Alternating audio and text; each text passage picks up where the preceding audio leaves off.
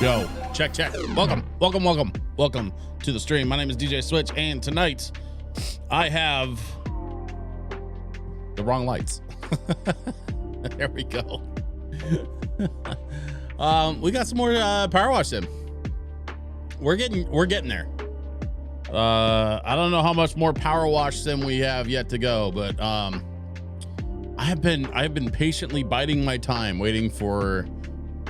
I'm waiting for any kind of new update on Stardew Valley. I'm waiting for Witchbrook to get released, which it was supposed to be released by the end of last year, but then it got pushed, and now I don't even know when Witchbrook is supposed to be out. Sometime in 26, I assume.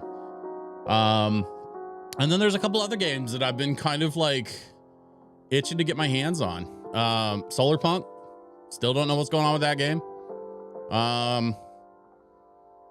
There's like a whole ass market for cozy games, and I'm just like sitting around waiting for some good ones to come out. So I don't know. Might have to start thinking about our next game, because I don't know how much Powerwash sim we even have left.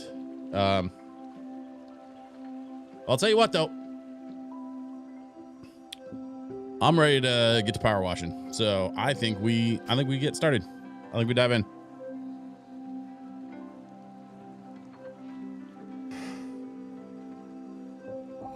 Kind of weird, like I've been having hey Snowhole, what's up? I've been having kind of an interesting week. Just meetings and conversations and homework assignments, all kinds of stuff going on. It's gonna be an interesting year for me, I think.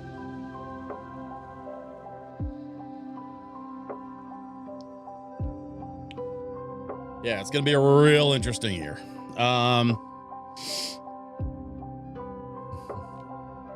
Also, you know what, Snowhole, I'm glad that you're here, because not because you got out your red pen for my homework. No, I'm glad that you're here because we're on to the shopping mall. We're gonna power wash ourselves a lovely shopping mall. And I saw that at the end of the last stream, and I immediately thought of you. I was like, oh, I hope Snowhole is here next week. Because we got ourselves a mall full of filth. We gotta start with the doors.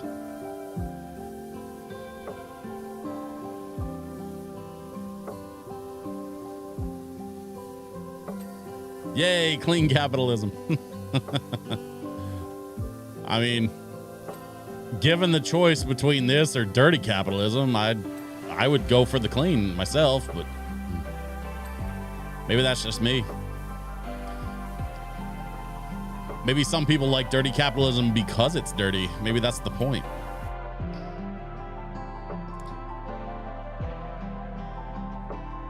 Maybe for some people, capitalism is just an allegory for their weird sex thing. I don't know what the fuck I'm talking about. It's fine. This shit ain't monetized anyway. I'm not gonna piss off any advertisers. Oh God, please no.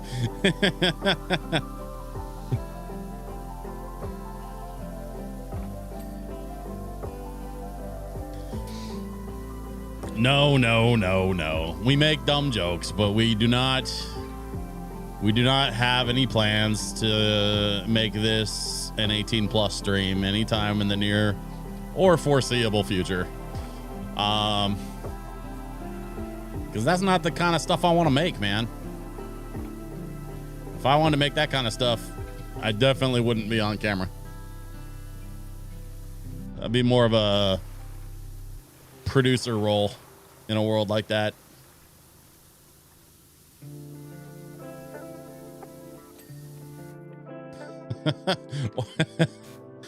Or I'd be the audio guy, I guess.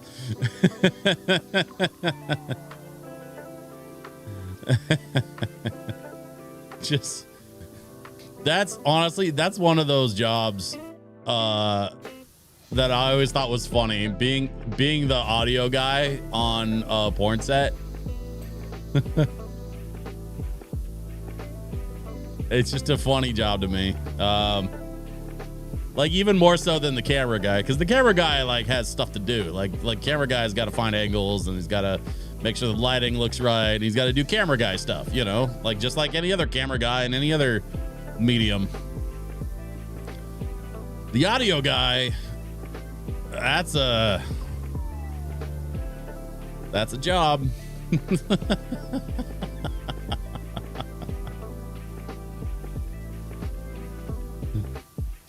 High resolution squishing sounds.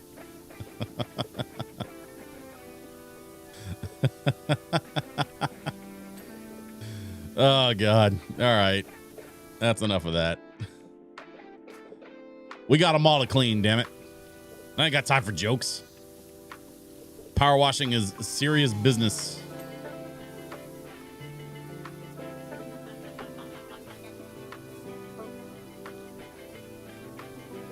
Like a tech store.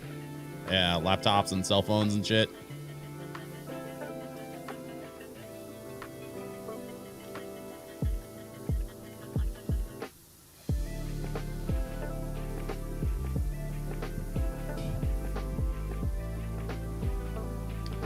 I like the phone cases on the wall.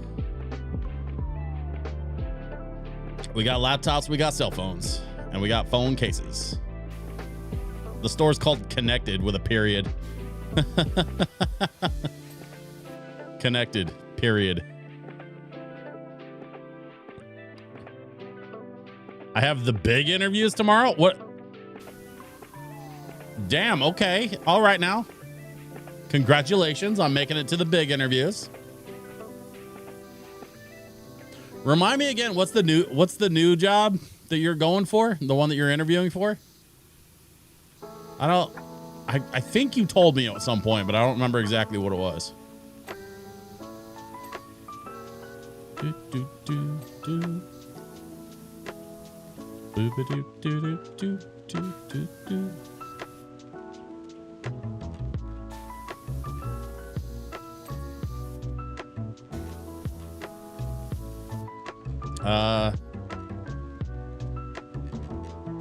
Cafe ambassador at the Samuel L. Jackson Bank and Credit Card Company.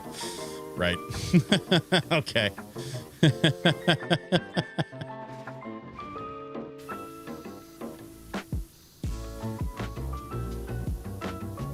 You know what's funny is that's who I use for my bank.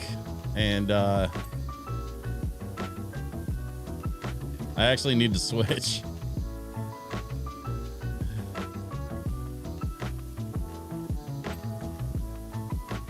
I don't love having to switch because I've actually had a pretty decent experience with them, but they switched all their debit cards over to Discover cards and nobody takes Discover.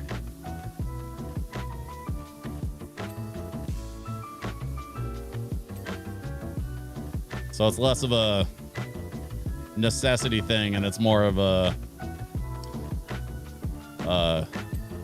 like a functional practicality thing. Like having a debit card that nobody takes kind of defeats the purpose.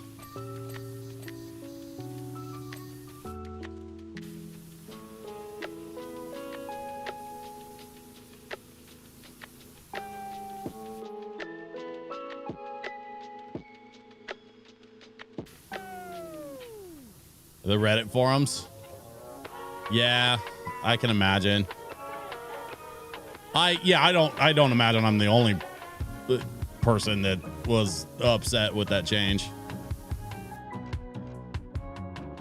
Hey, Trans Raven dude, what up?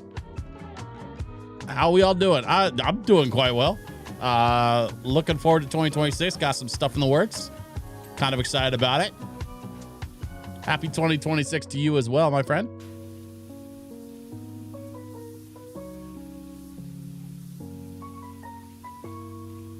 One of the things I'm definitely looking forward to in 2026 is finishing this Powerwash sim game and figuring out what my next game is going to be.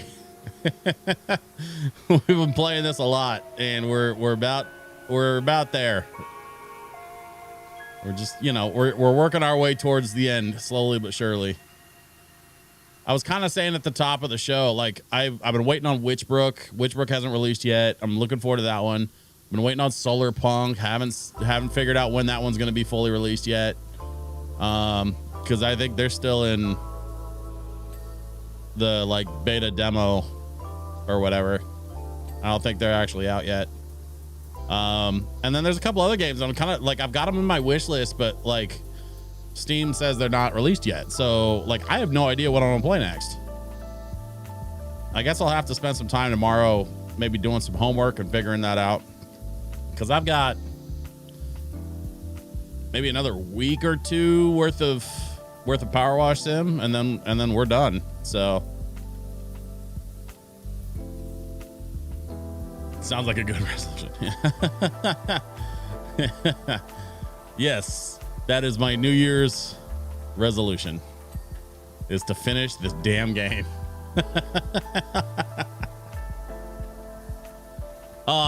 And more lo-fi, of course. I've been having some fun conversations with Kiraga. We got some stuff we're trying to do this year together that I'm really excited about. It's all very hush hush. Can't talk about it. But it's no secret that Kiraga and I are buddies. So we're talking. We're talking about doing some things.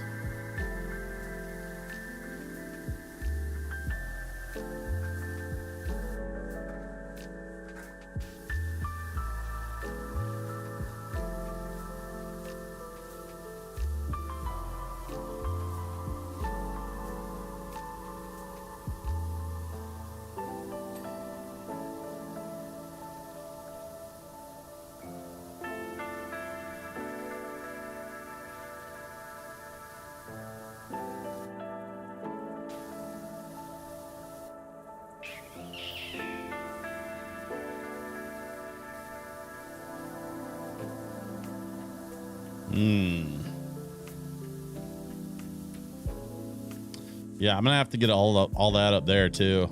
I think I'm gonna start down here first. Just kind of start down and then work my way up. That seems to make sense in my brain.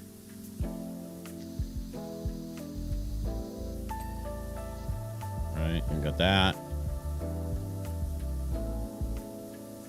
What about you, Transraven dude? You got anything planned for 2026? Anything in the works? Just found out that our friend Snowhole here has a big interview tomorrow with a new company, so we're excited for that.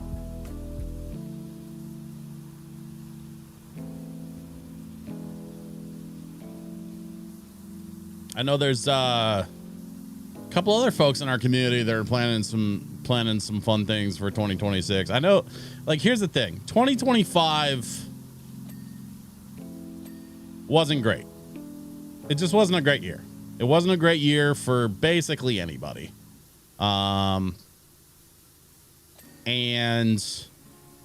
like the why and the how is not really important. The point is, it wasn't a great year for everybody, and that's okay. They're not all winners.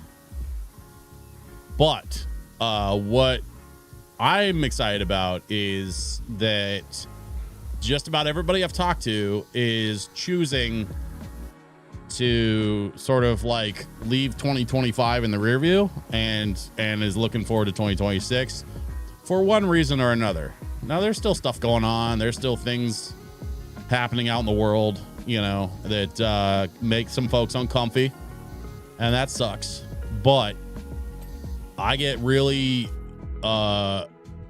jazzed when I see people making plans and, you know, sharing some of their hopes and expectations for the new year, because that tells me that we're not giving up.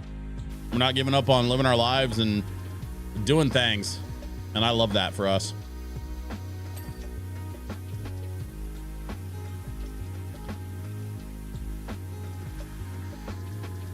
I have plans to connect with more people this year out in the real world. If my big plans happen, then I've got some really cool stuff to share later in the year.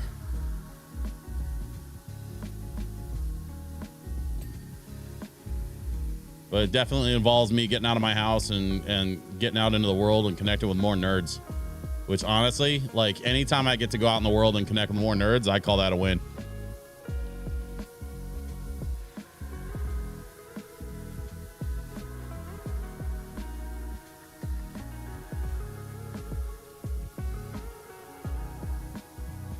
There we go.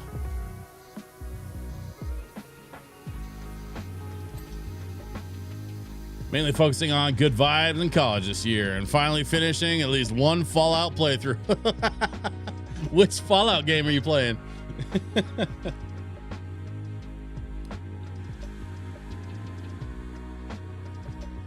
Like, is it a specific Fallout game or just any Fallout game? Because I can tell you, Fallout Tactics is a lot shorter than you'd think. Is that what it's called? Fallout Tactics? The one where you like dig the hole? It's like a mobile game.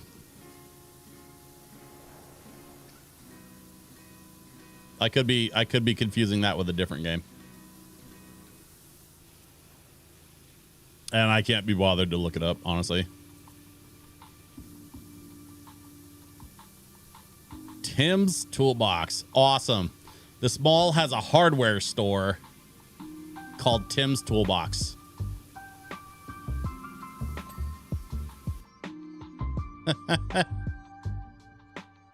This mall must be from the late 80s. I don't know, maybe. Page and Turner's new and secondhand books. That, I'll be real honest, that bookstore looks awesome. I want to go to that bookstore.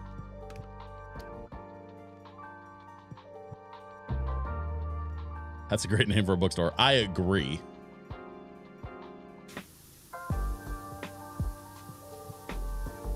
Yeah, this mall definitely looks like it's been around for a minute because it's got these like elaborate window displays, which I think most modern malls kind of did away with the window display thing because like they wanted to give people options, like more options. See how they're all kind of the same? Connected didn't bother with the window display. Looks like Elegance went out of business. We've moved. This store is now closed, but we're very excited to welcome you to our new larger premises in vibrant East Bucketon. Thank you for your support. This decision has in no way been made as a result of recent geologic forecasting suggesting that Sparkleton lies in the direct path of volcanic fallout from Mount Rushless, and it has always been our intention to open our brand to exciting new adventures. Hey, stop that. Like Walker Street, Bucketon. Yes, it has always been their intention to open their brand to exciting new adventures like Walker Street in Bucketon. Dante's Peak, anyone? Yeah, the devs for this game, like I love how many little like nods and little bits of humor they shove in to an otherwise like what could have been just a bland game, but they honestly, it's part of what makes this game so fun is the silly little bullshit that they shove in here. Like it's all really fun. Like in the last game, you had the Bigfoot cameras and shit. Like there's lots of little stuff that's really funny to me in this game. Like that right there. Checking, like you're wearing gloves and he's checking his nails. The player character is checking his nails with gloves on. Why? It's so stupid.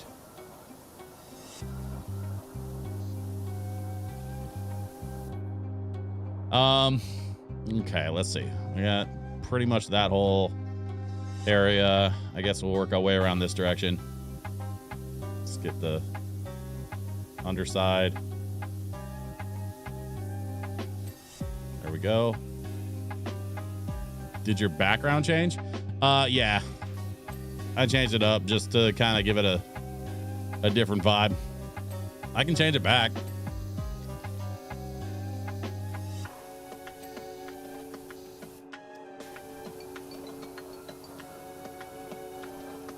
After the New Year's streams, I wanted to try something fresh. But I still have the old background if we want to go back to the old one.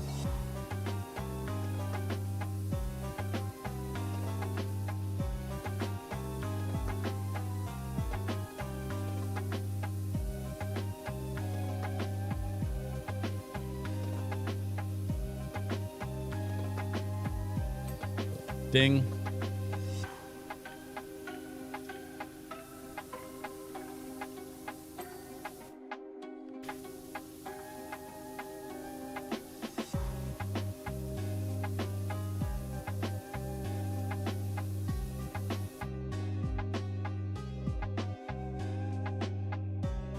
I like it. No change back.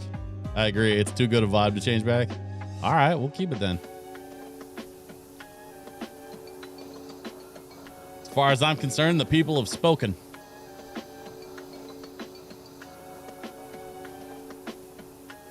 It is the will of the people that I do exactly what I was already doing. And that the decisions I've made have been approved.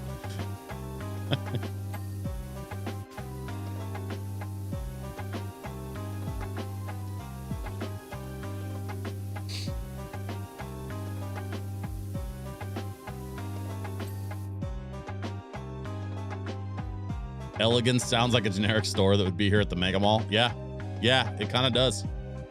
I mean, I think that's the point, but also, like, yeah, I hear what you're saying. I mean, honestly, so does Connected. Like, as a tech store brand name, like, first of all, that font is atrocious. That is not a good, like, tech brand font. That's way too serifed. Elegance, that font works, I think, better for that store. Connected, that font is terrible.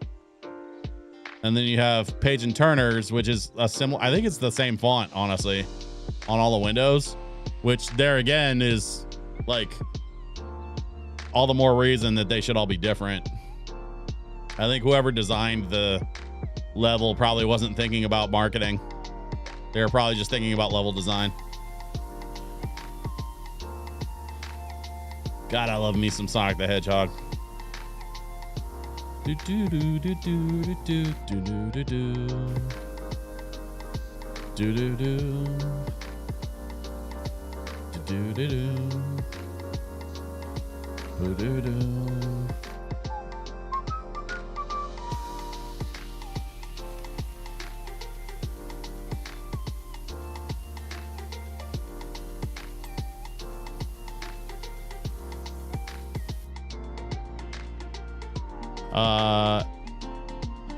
There was a Sky Connect at the airport here.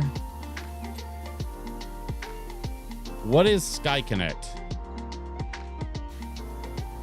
I don't think I know what that is. Is that like is that like Sky Mall? Like, is that like a Brookstone kind of thing?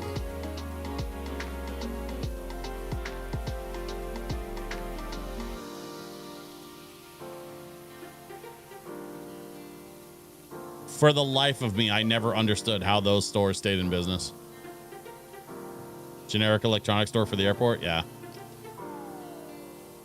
I really genuinely don't understand how those places stay in business. I never see anybody shop in there. I never see anybody like very rarely have I ever seen anybody that actually like had a thing that they got at a place like that.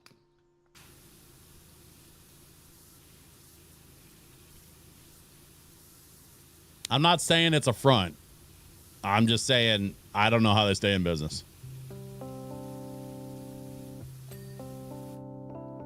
Jessica's Antiques and Collectibles.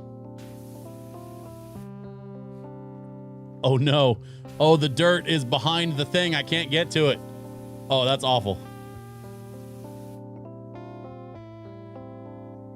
The inside of this store is dirty. I must wash it. I can't get inside.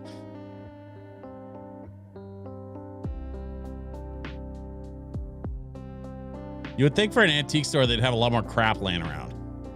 Like, this seems like they're a little low on inventory at the moment.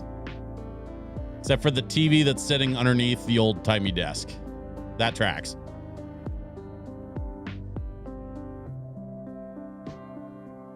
I worked at Brookstone when I was younger. People bought stuff. Why, I don't know. Oh, wild. Okay. Maybe I'm just not the audience for that place.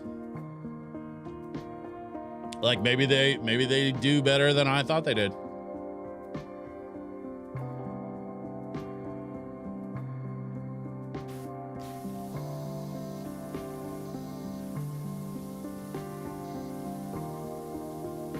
I used to love flipping through Sky Mall magazines and shit when I would fly places with my parents when I was a kid.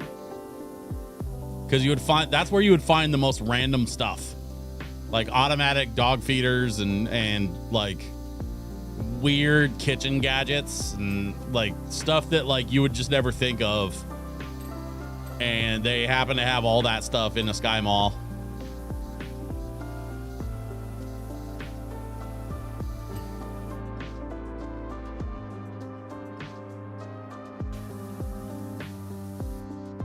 I had one person that wanted to buy 3 massage chairs for his office, but headquarters wouldn't allow it. Why would they? What? Why wouldn't they let you sell 3 massage chairs?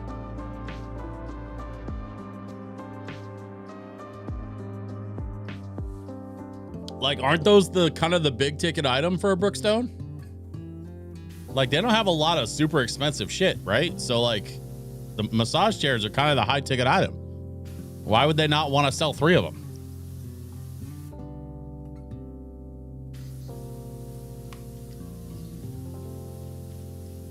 I don't understand that at all.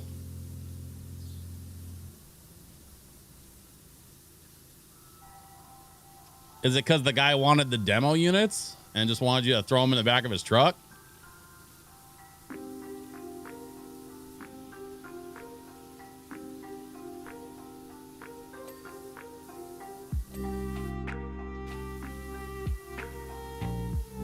Don't tell me they had some weird, like, 1 massage chair per client policy. Because that doesn't make sense.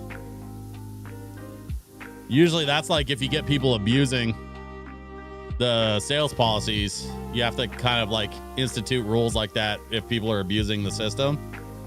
But like, I can't imagine a lot of people go walking in there wanting to buy multiple massage chairs every week.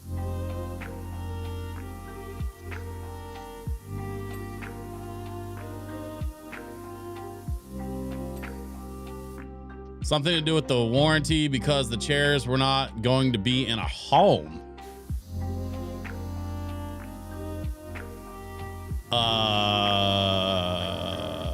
Okay. That's kind of weird, man.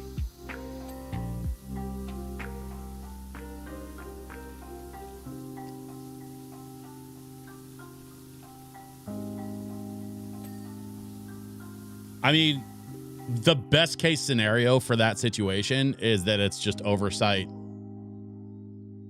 Like, there's no reason why they couldn't have some sort of like alternate warranty or some sort of solution. Or hell, offer a different model. You know, something that's designed for more commercial use. And then charge like 3 times as much for it, because that's, you know, that's what you do is, you know, there's the difference between a restaurant chair and a regular chair is about 300%. Right? Because it's for commercial use instead of home use.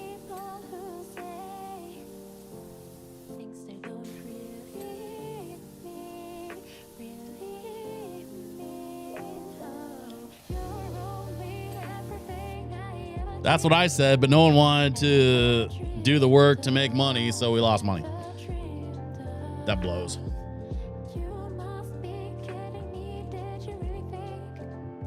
Not that I'm one to, like, you know, lament the lost sale of a Brookstone, but I'm with you there, Snowhole. I think incompetence won that round for sure.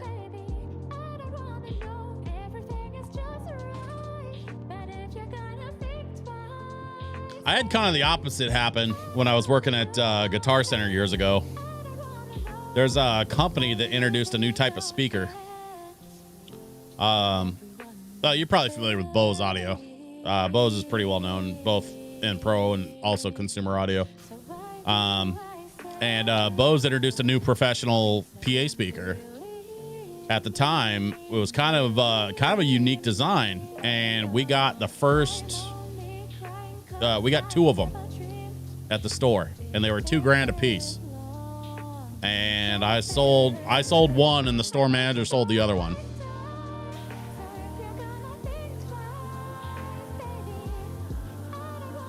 Oh yeah, that's right. You did work for Bose. I remember you telling me that now. Okay.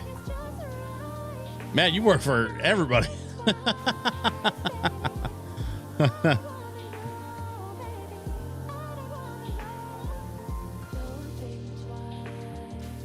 Don't think twice.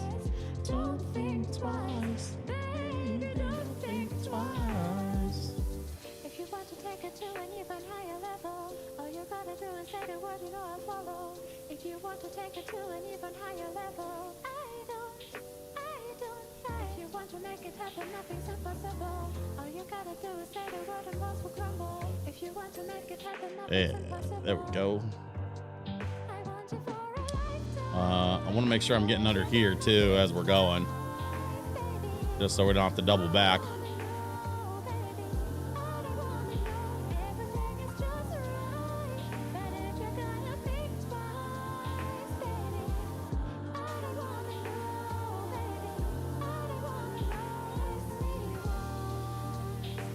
This like generic deco style art is so weird. Look at this thing.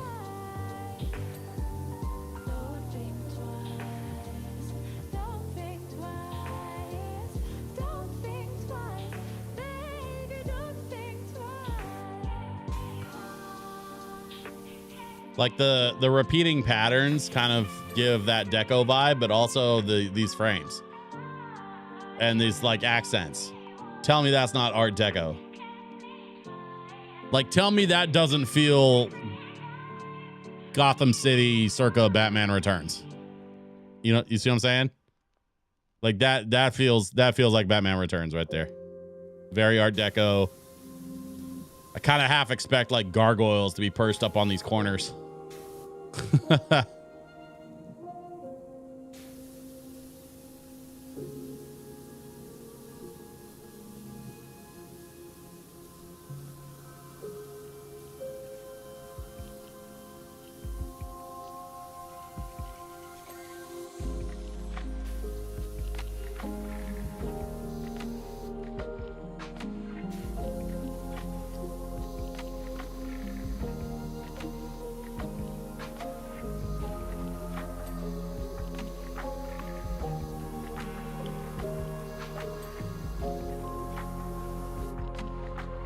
Gotta go, but hope y'all have a great day and night. Transraven dude, thanks for stopping by. Always good to see you, my friend.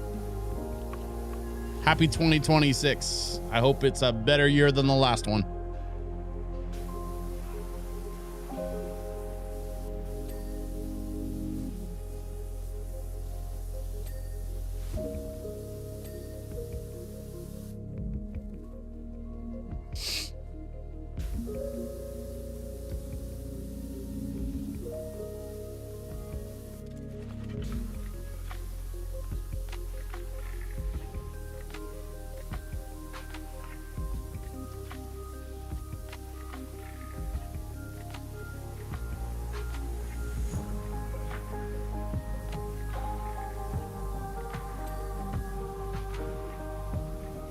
Local expedition.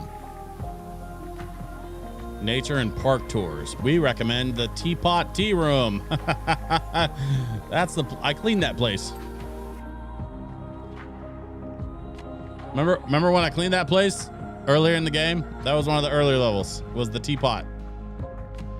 Nestled deep within the national park, this charming teapot-shaped tea room is our go-to for quiet contemplation and the finest steamed buns in Caldera County. You can also visit our website. And then there's no website. It's no website.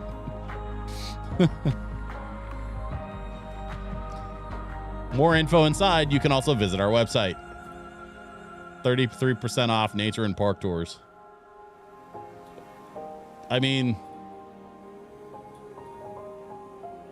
all right, what kind of locations we got here? The dinosaurs, that looks like the dinosaur park. There's the barn. Local history, festivals and live music, explore the unknown. What is that? Retro club nights, roller disco. Okay. So what we got the hiking and hill walking. We got Mount Rushless. And then more of the same over here. Okay. A couple of these are actually locations from the game, which is cool. Proofreader is fired. I think, like, in seriousness, I think they left the website off of the posters because they didn't want people to go to the website. Which, I mean, if it was me, I would have just bought the domains and then put the web domains that I bought on the posters and then just redirect them to the Powerwash Sim website. Like, you don't have to build a whole ass website. Just buy a couple of domains and then just have them redirect, you know? But that also gets into, like, you have to maintain those domains. And then, you know, if you let the domain registration lapse, then some other entity can buy the lapsed domain and turn it into a porn site. And it's a whole thing.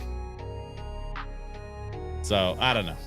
Maybe it's a conscious choice by the developers. But I like a fun domain. You know what I'm saying? Like I like when they do silly domains that reroute to goofy websites within a video game. It doesn't need to be like a whole AR experience or whatever. I once had World Series of Bacon domain. Nice. Yeah, I've bought a couple of domains over the years that I ended up not doing anything with, and had to let them go. But I've had a couple of ideas, a couple of music festival ideas or NerdCon ideas, you know, things that I wanted to get off the ground and then just never got around to doing it, you know, which is completely fine. Like,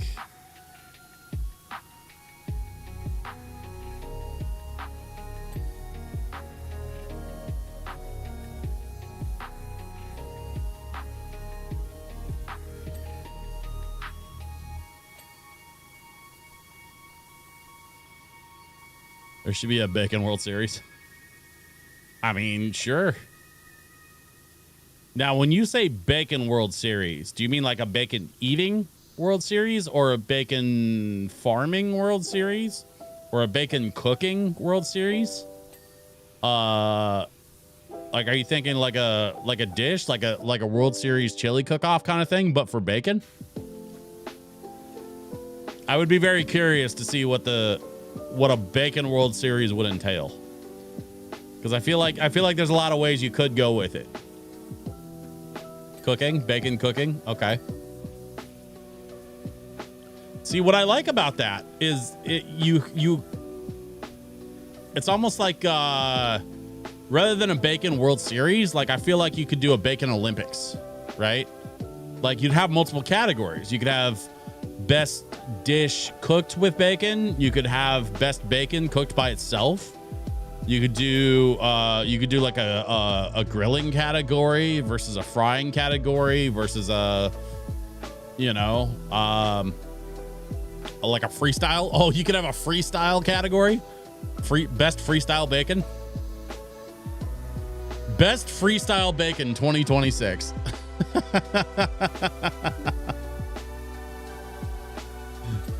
Yeah, that's a pretty great idea, actually.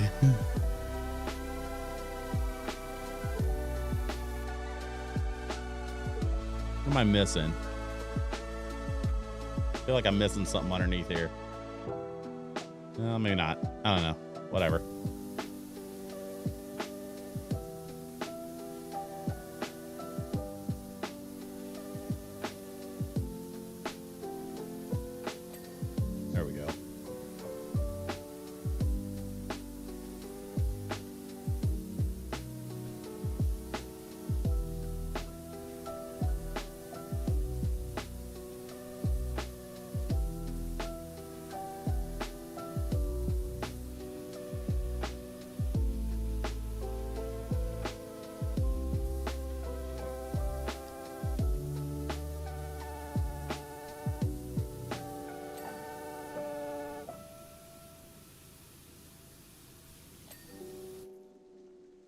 We get a little deeper look inside Tim's toolbox.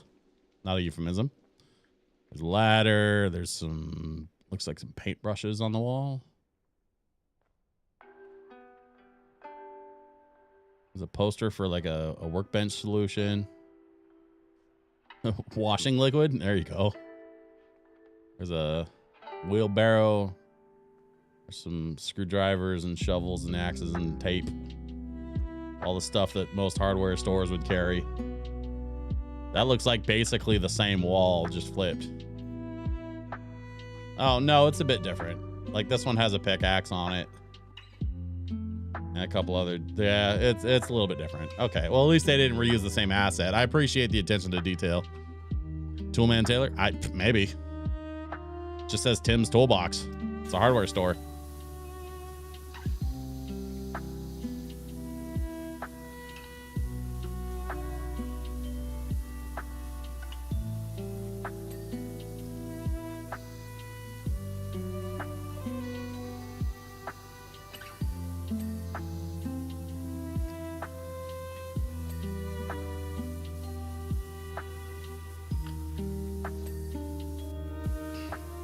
There we go.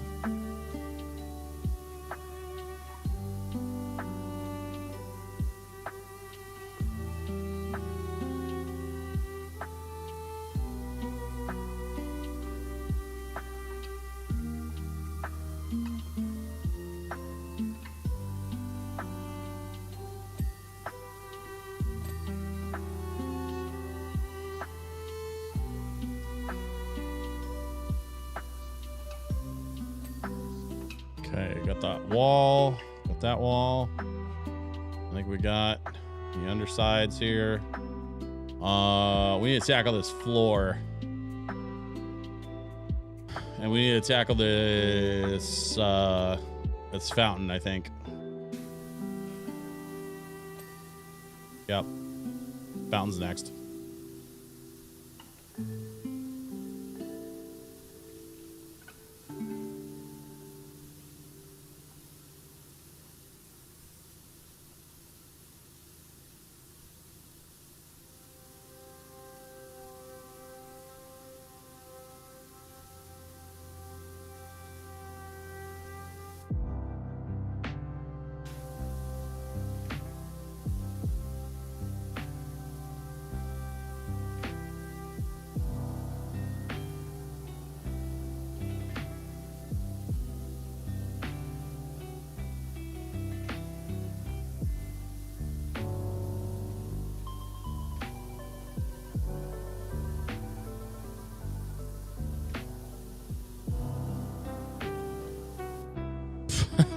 I don't think so, Tim. Yeah. I watched a lot of that when I was a kid.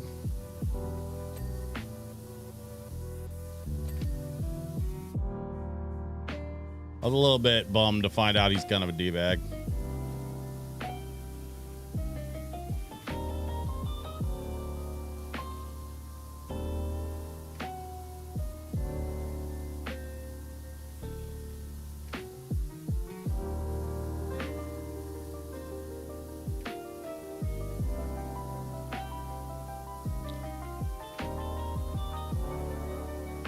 But that's okay.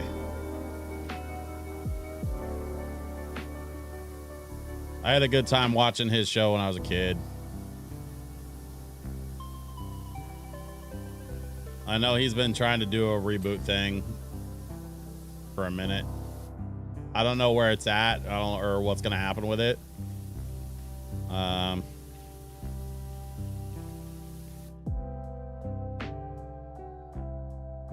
The man's bathroom with the reclining toilet and shit. Yeah. Yep. I remember the man's bathroom.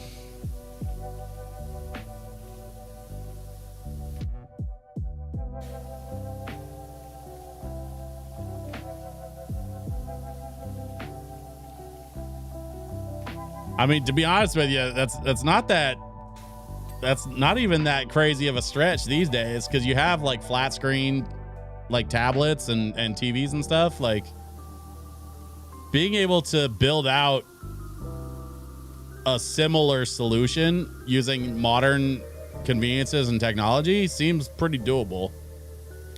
You know what? A mini fridge and a flat panel TV or a tablet of some kind that you can watch stuff on. Like, and then all the smart devices, smart toilet devices, smart lighting. I mean, really,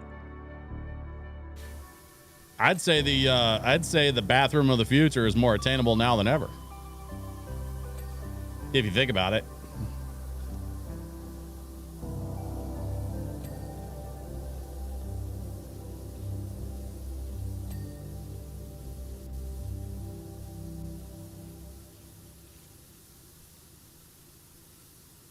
I was kind of like watching those shows on YouTube where they do the home makeover stuff.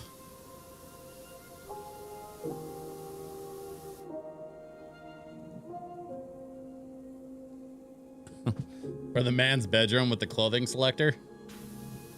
You know what's funny about the clothing selector is that's the kind of thing that you see in like walk-in closets in mansions and stuff. Like, that's not even that crazy.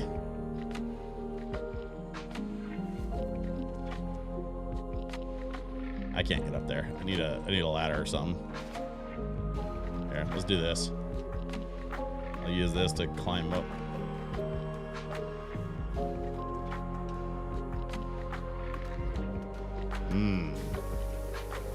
What if we get it from this angle?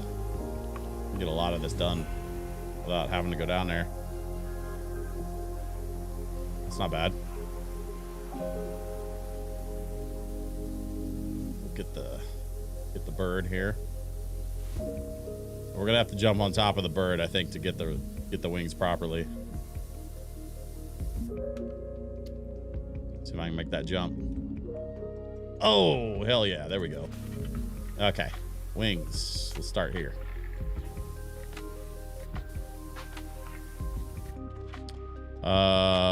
Wife is reminding me about brunch with her mother, so I'll select nag 1.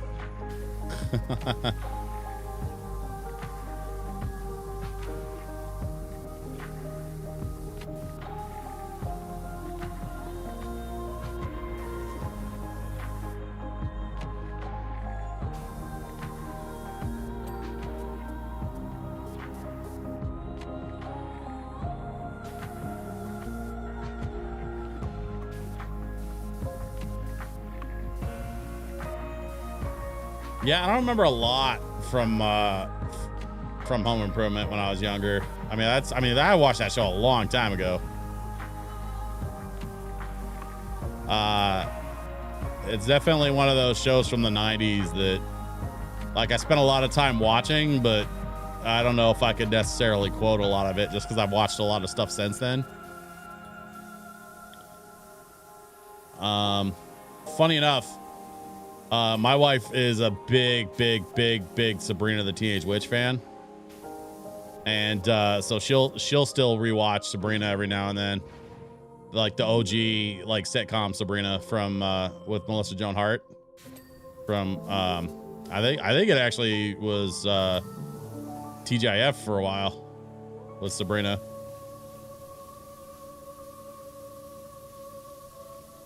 And then of course you had, you know, Boy Meets World, I was a big fan of. Family Matters, Full House, Step by Step.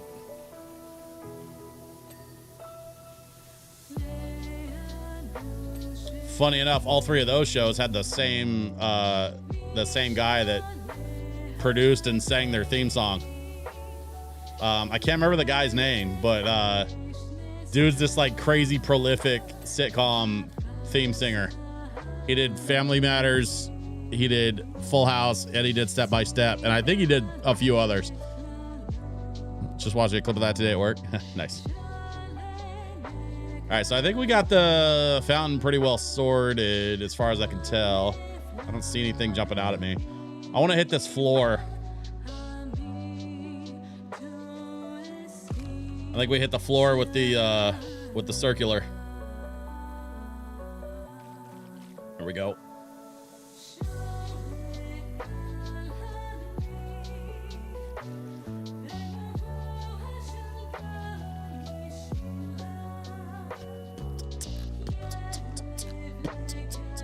forgot how deep some of the situations Boy Meets World got. Yeah. That show did a really great job of tackling really serious issues in a way that like only comedy, like that's one of the really great things about what the writers were able to accomplish on that show. Using comedy to spread awareness is one of the highest forms of comedy. And that's, I think, one of the reasons why Boy Meets World has such staying power, why it still holds up today, is because of the way that they were able to use a funny, multicam sitcom to deal with really serious, dark issues. Now, if I'm being completely honest, there were for sure some situations that I don't think I would have written them the same way back then. But, like they say, hindsight's always 20/20.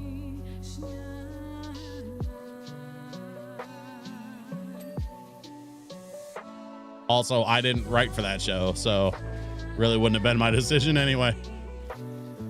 That is a decision for other people to make.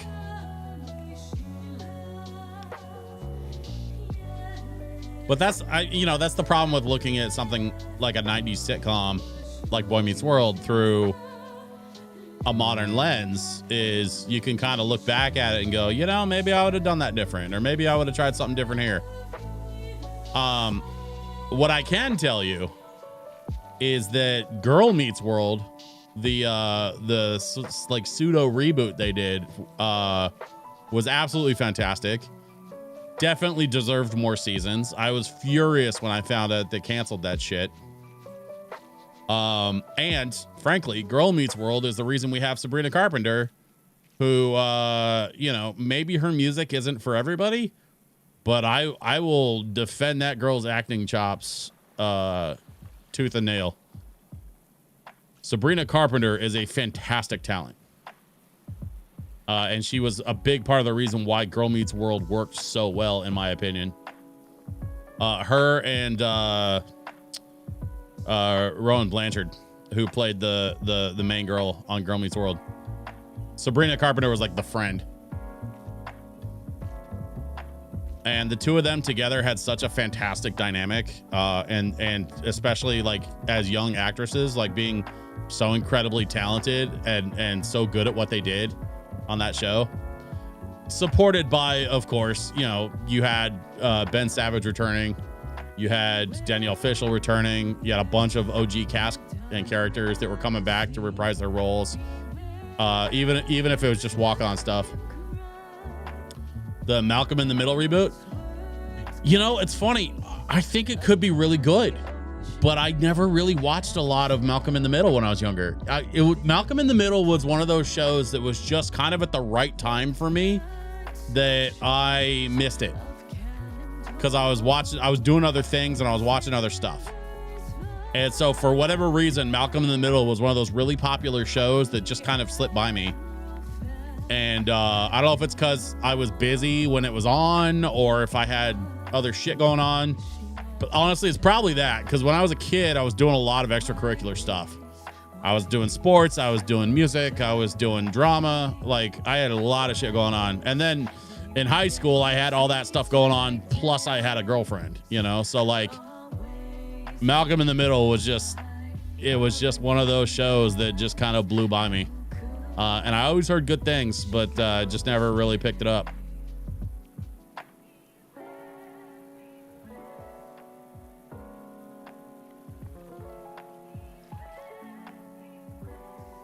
And that was Bryan Cranston was the dad on that show, right?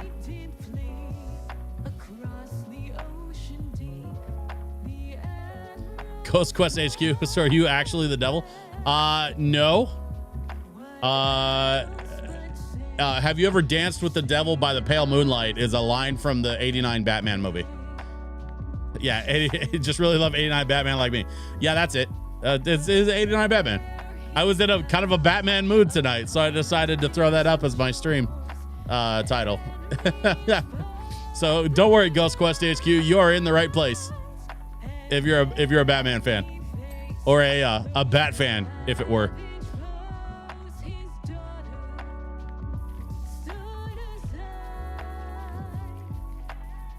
Well, I was hoping to meet the devil. Ah, that's too bad.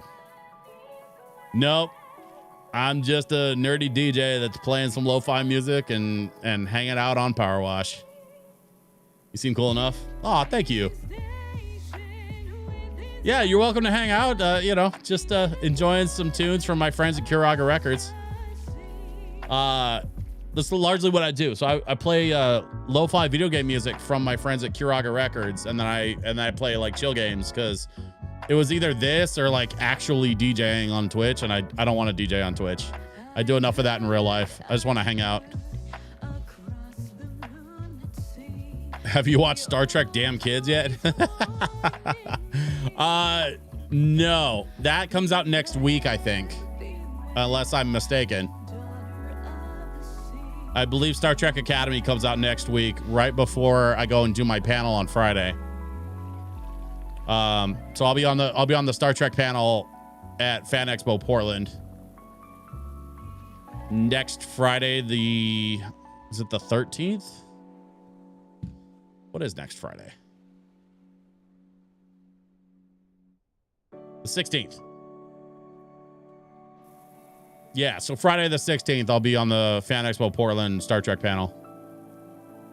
So, which is going to be interesting because like we're all going to watch Star Trek Academy the night before and then go talk about it on a panel, which honestly, I don't know if you've ever done that with a TV show, but like that's the best way to watch a TV show is to watch it and then go sit on a stage and talk about it on a panel.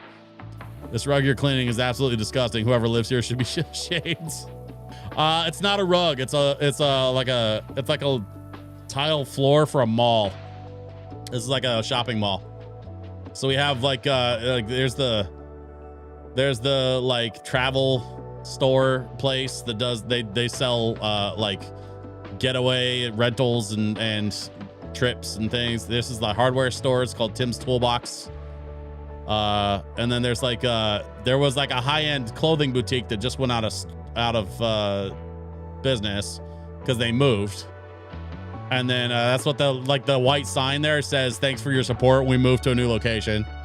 And then you've got Connected, which is like the local electronics store. And then you have Page and Turner's, which is a great name for a bookstore. Residential or commercial, shame on them. Just look at this place. I know, right? Like, don't get me wrong. I appreciate the business, but this is just a disrespectful level of filth. At least they're paying me to do this, you know? That's kind of the nice thing is like, as awful as this filthy situation is in this mall, at least somebody's here to fix it. And that's me. I get to fix it. I want to make sure we have the side pieces done, and then I'm gonna get on the lift and start hitting some of the top stuff. There we go. We got that. We got this one. Ding. Let's see. We got another one here. Okay. I think that one's done already. We got this one. Whoop, missed a spot. There we go.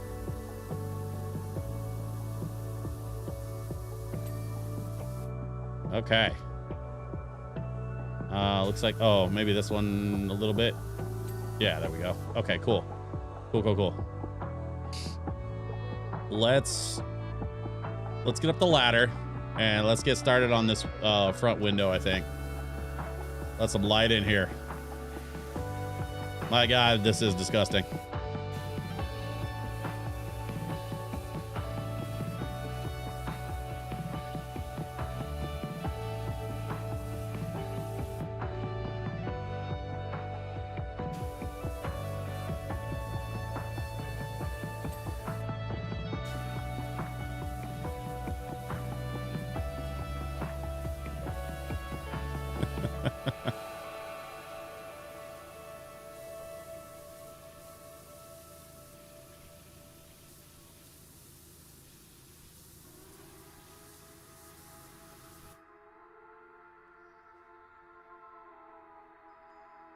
We got a little bit of Zelda lo-fi for you. I really love this song.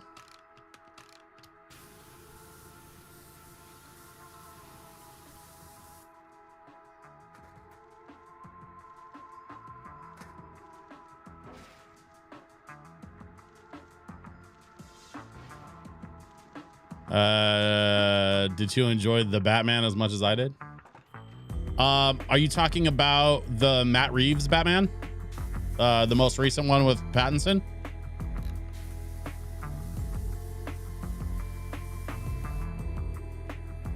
I think it's the best Batman movie since '89. Yeah, I really liked it. In fact, I liked it way more than I thought I was going to. I kind of went into it thinking I was going to hate it, to be honest. Because I really liked Nolan's take on Batman, but there was obviously some creative decisions that went into the Nolanverse Batman. And so, and to be perfectly honest with you, like, I like Ben Affleck as Batman, but that was not, we never got a standalone Batman film, so I can't really count it, right? Because that was just him being Batman in the context of the Justice League stuff, which is whatever. So really it was like, in my mind, the standalone Batman stuff is kind of what counts. So it was Nolanverse, and then it was Pattinson and Matt Reeves. And yeah, I honestly, I went into it thinking I was going to hate it. I went into it thinking I wasn't going to like Pattinson. And couldn't be further from the truth. I really enjoyed it.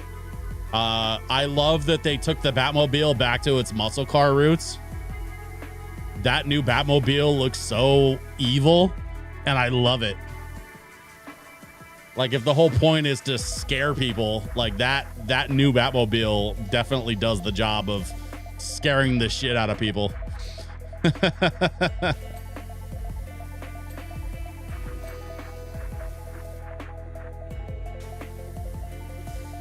I have it on my Lego shelf over here, but it's a little out of reach at the moment because I still have a pile of boxes there from Christmas. I gotta clean up in here. It's pretty bad in here right now.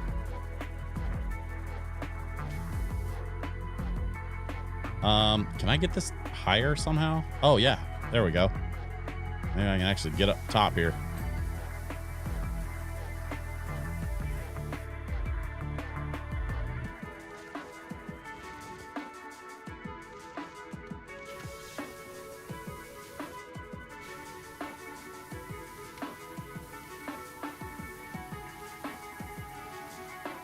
Come on, man. What am I missing? Oh, there's a spot there. Maybe I need to tackle it from the other side.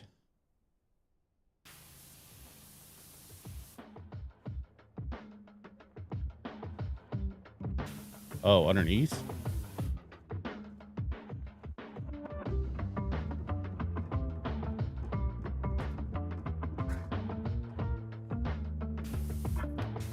There we go. Okay.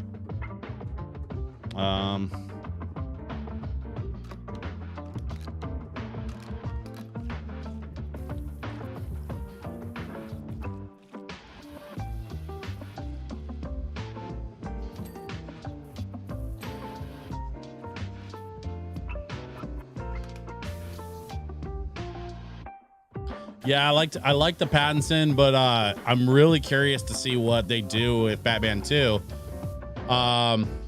Because I've been seeing a ton of rumors about new casting. I've been seeing a lot of people talking about like some of the potential new characters they're going to introduce with the new Matt Reeves Batman 2. And it looks like we're going to have to wait till next year to find out what they're actually doing with it. So I guess we'll have to look forward to next year when they finally actually release the Batman 2. Assuming that the rest of their production schedule is on time. But with the Warner Brothers stuff all up in the air, like who the hell knows, man. Got any ghost stories? I don't. I am a huge Ghostbuster fan, which you can't really see from this camera angle. But right above my records on the shelf is my big Lego Ecto-1.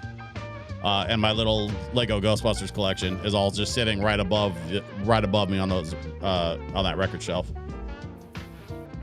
But yeah, big Ghostbusters fan, big Back to the Future fan. Actually, so I've got another shelf above this one that has my Lego DeLorean.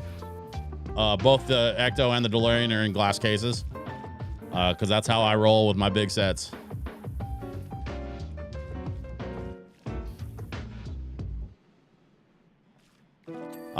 But yeah, I mean, you know, just a local Ghostbuster trying to do his best for doing charity works and whatnot. I'm a member of the Portland Ghostbusters. I'm like, I've been kind of inactive with them the last little bit just because of some health stuff, but still proud to be a member of the Portland Ghostbusters. We do a lot of like cosplay charity type stuff.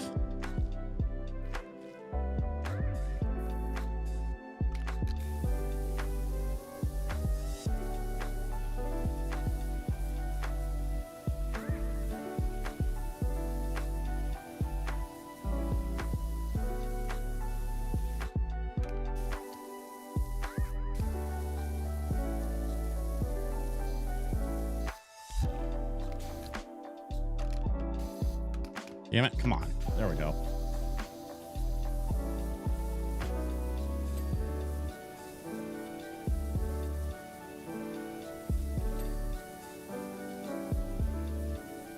Actually, funny enough, I just found out I wasn't participating this year, which is a little bit of a bummer because now I kind of wish I was. But I just found out that my Ghostbusters team helped Spirit Halloween raise $200,000 for Dornbecker Children's Hospital in Portland, which is like kind of a wild number. I was not expecting that kind of a number when they announced how much money they actually raised this year. So the local Spirit Halloween like literally raised $200,000 for a children's hospital here in Portland, which, man, I was blown away. I'm so proud of that team.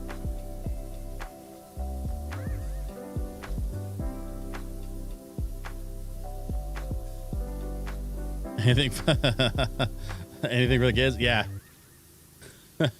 Yeah, I mean, yeah, it's, you know, that's one of the really kind of cool parts about being a Ghostbuster, like being a big Ghostbusters fan, is you get involved with the cosplay Ghostbuster scene, and you get to do cool stuff like that, doing like marching in parades and raising money for charities and stuff.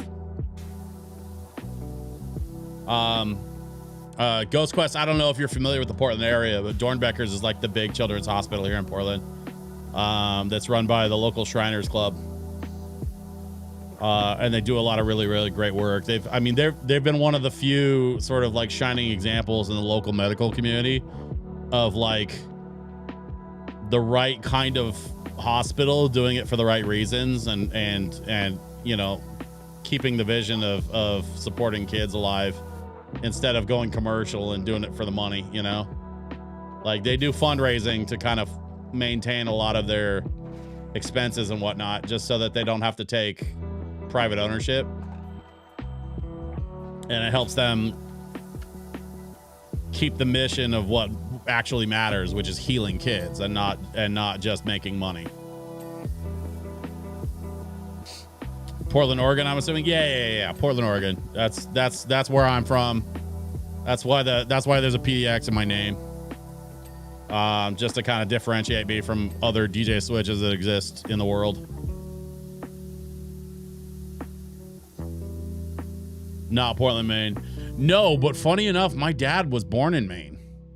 And then like moved out here when he was younger. But I've always wanted to visit Portland, Maine, and I just never had a chance to. I'm hoping someday I'll get to go out there and just kind of hang out. You're the only DJ Switch in the world to me. Oh, that's very sweet of you. Thank you. Yeah, I want to check out Portland, Maine someday. That's definitely on my like travel list of like, hopefully someday maybe I'll get to it kind of things. Definitely need to be making a lot more money before I can do that kind of traveling. Like I want to do some touring and stuff too. Like if I get a chance, but a lot of tours don't really go through Portland, Maine.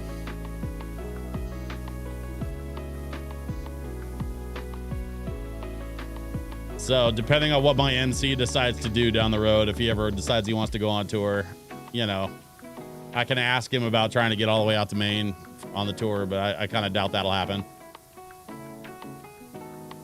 Depends on what the management company wants to do. Because I work with a local MC here in Portland that is registered with the Recording Academy.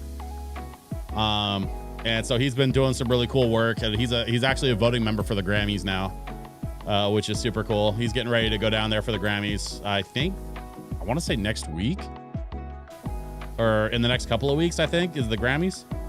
And so he's been like shopping for a new suit and stuff. He didn't get nominated this year, which is a little bit of a bummer, but that's okay. Like he's still a voting member. He still gets to go attend as a member of the Recording Academy, which that's kind of on my bucket list too. Like I want to get to a point at someday where I get to be a part of the Recording Academy and go down to the Grammys and kind of hang out and do all that stuff. And I've got people now that are on the inside, not just my MC, but I've got some other friends as well that are kind of in that community. So I've got a few doors into that world. I just haven't walked through them yet. Someday, maybe. Guess it's time for you to set up an OnlyFans account. Yeah. I don't think anybody would pay for that, to be honest. I think setting up an OnlyFans account is probably not the move for me.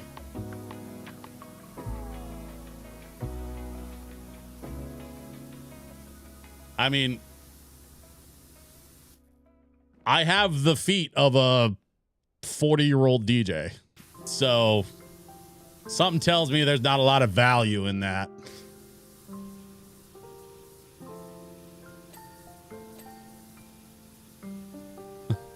Puts wallet away. Oh, Snowhole.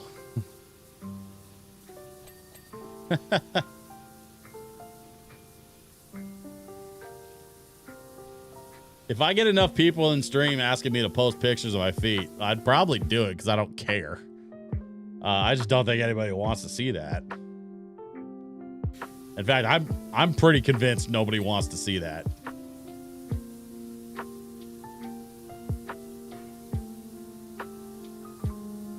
My wife, who loves me dearly and whom I've been the most intimate with in my life, has never once said to me, you know what you should do is post pics of your feet. Can't be giving away the goods for free. No, we can't be doing that.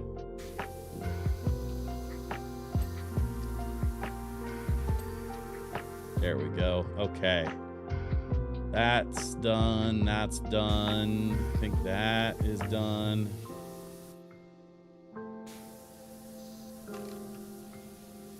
Okay.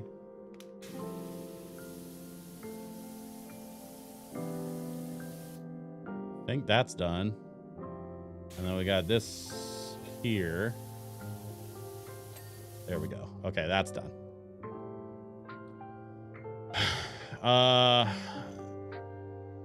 Okay, I gotta get this glass ceiling.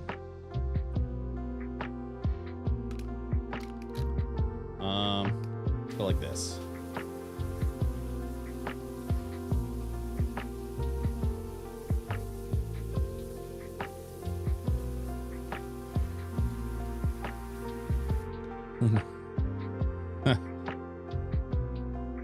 All for half a foot as a teaser?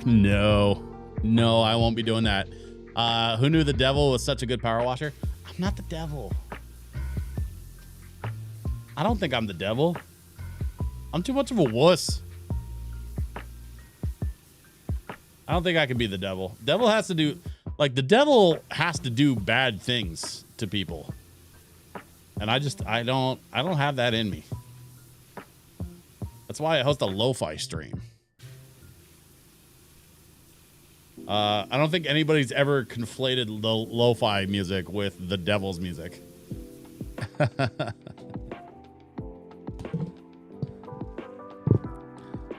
Orc thinks I'm the devil right now, but the devil likes doing those things. I mean, likes doing what things? Bad stuff to people? See, I don't want to do bad stuff to people. I'm not that guy. So I think that makes me not the devil. I'm just a guy on the internet.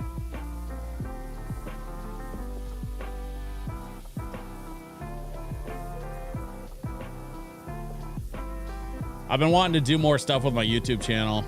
That's one of my goals actually for 2026 is to get back to my YouTube channel. I have a project in the works, and as soon as that project is done, y'all are gonna start seeing some videos out of me. I don't think you're the devil. I'm just making lame jokes. Hey, Ghost Quest, we love a lame joke around here. I'm all about the lame joke life. Bring on the puns, bring on the dad humor.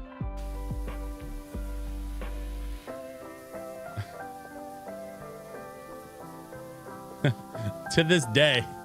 Listen, I've been married for 10 years. No, I've been married for, 11 years. Going on 12, actually. And it'll be 12 years in May. And I still, like, anytime my wife says, hey, I'm hungry, I cannot stop myself from saying, hi, hungry, I'm dad. She hates it every time.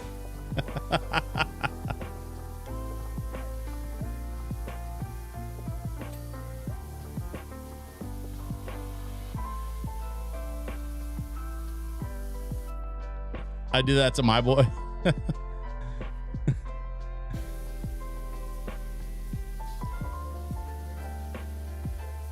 Gotta love a good dad joke.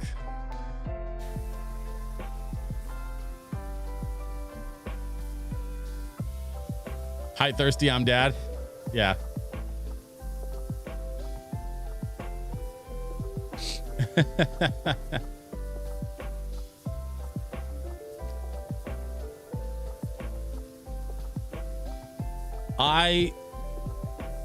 I'm okay with a cheap laugh. As a lifelong comedy fan, I personally feel like a cheap laugh is still a laugh, especially in a world where we need more laughing.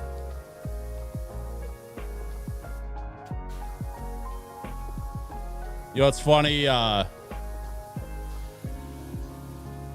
Doesn't matter where you're from. Doesn't matter what your political interests are. Doesn't matter who you like. 100% of people that I have observed are not having a good time right now. Like, everybody's just pissed off and stressed out constantly all the time. And so that to me just means that the world needs more laughing and more jokes. And maybe that means more dad jokes. Maybe it means more cheap laughs. I don't know. But I'll take cheap laughs over being stressed out any day of the week. Being a 44-year-old dad is fun. How old's your boy? If you don't mind my asking.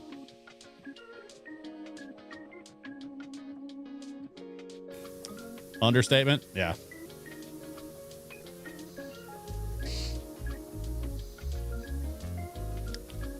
Well, I'm nothing if not understated. Thank you. I'll be here all week. Just turned 7 on the 31st. Oh, awesome. That means he's still cute. Hasn't hit those awkward teenage years yet.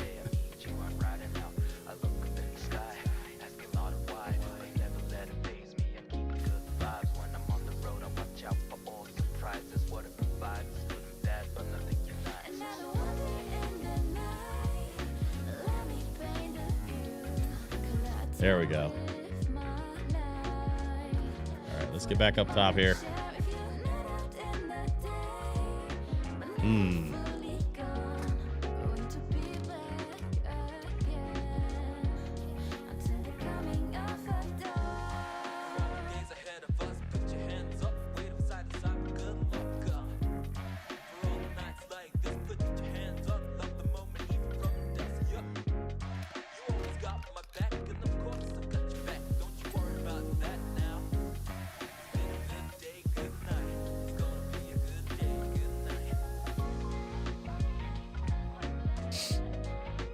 It goes by too fast. I'm just soaking up all the time I can with it, man.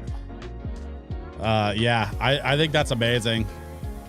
I'm not a dad yet. I may or may not be. I don't know.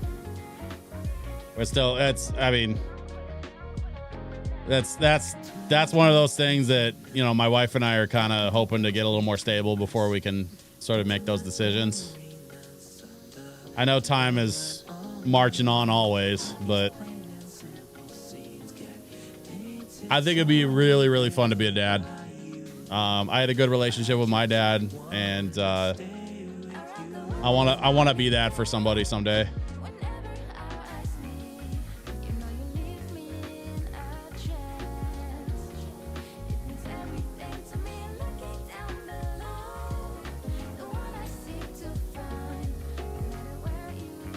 I mean, my dad and I had our stuff. Don't get me wrong. Like, you know, any familial relationship is going to be at least a little complicated.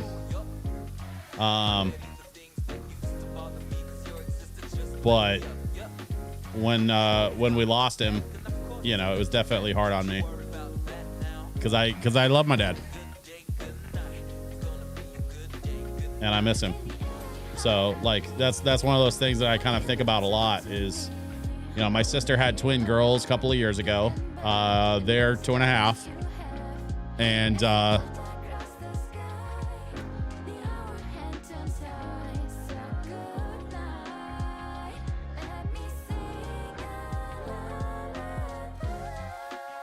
oh, drum blanket. Oh, okay, cool. Yeah, brother, have a kid. I can tell you'd be great at it. Oh man, come on. You're gonna make me cry on stream.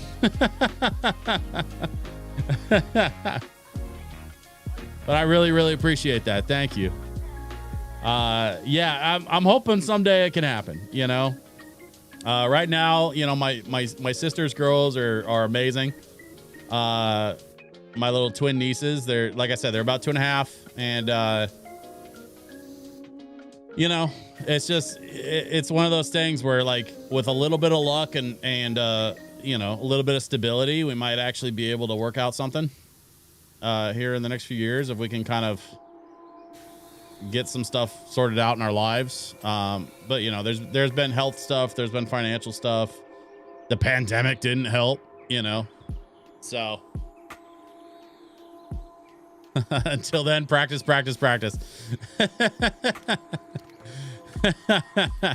Yeah, there's that.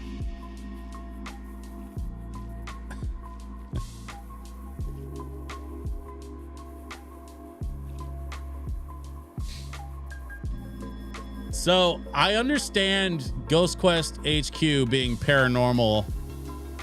Tell me about Drum Blanket. You said it's video game based. Do you like do game streaming? Like, what do you do with your Drum Blanket account?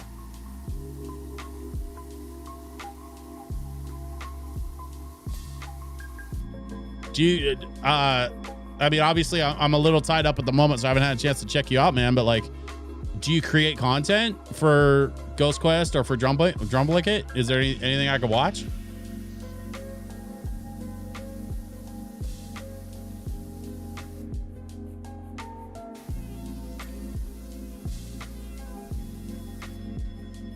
Create content for both. Okay.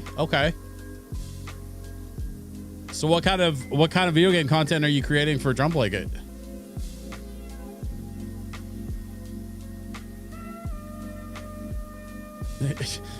Is it lo-fi cozy game streaming?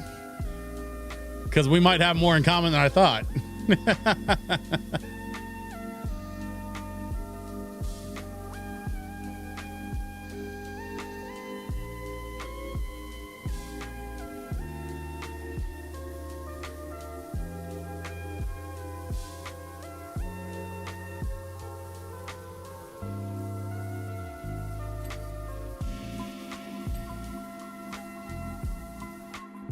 Drum Blanket is my channel based around video game stuff. I take apart controllers and consoles, teach people how to customize them. Oh, okay. I do Let's Plays too. Hey, that's pretty dope. I got a buddy that's kind of heavy into doing like console modding and stuff. I don't know if you ever watched the Game Dad show on YouTube, but that's my dude Chris, and he does quite a bit of like console modding. He does a lot of like GBA, what do you call them? Panels. Like he'll go to cons and do like panels on modding Game Boy systems and stuff. It's pretty dope. I have a bit of electronics background, so like I like dabbling in that stuff a little bit, but I just never have the time anymore, unfortunately. But dude, Drumbling, I will absolutely check out your videos. Lately, it's been more of a here's me and this is what I'm doing right now kind of thing. I stream often, but it's usually just me hanging around and editing or working on music or just jamming. Nice. What kind of music?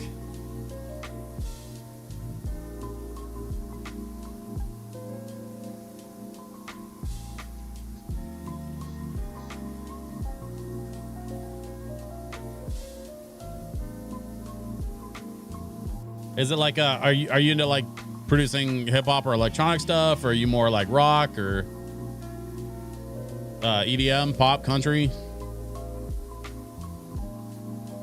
blues and soul music?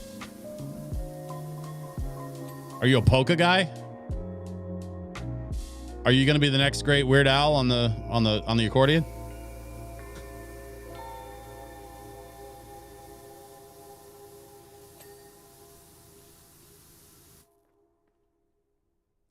By the way, I will absolutely die on this hill, but I think Weird Al is the greatest living musician we have today. I think that man has proven himself across multiple genres and styles for multiple decades. And at this point, if you told me that Weird Al and Sir Paul McCartney wanted to meet me separately, Sir Paul would have to wait. And I've already met Weird Al, and I still would pick him over Paul McCartney. You and me and Weird Al go way back. Indie, I guess. I like blues rock music, but I also like soul music. Hey, that's pretty dope. Who the fuck else do you know that can rock an accordion like that? No one. That's what I'm saying. Nobody rocks an accordion like Al does. There's actually a picture of me and Al on my website. If you go to djswitchpdx.com, just check out the photo section. There's a pic of when I met Weird Al in 2019. He signed a copy of his self-titled album for me, which so the story is kind of wild.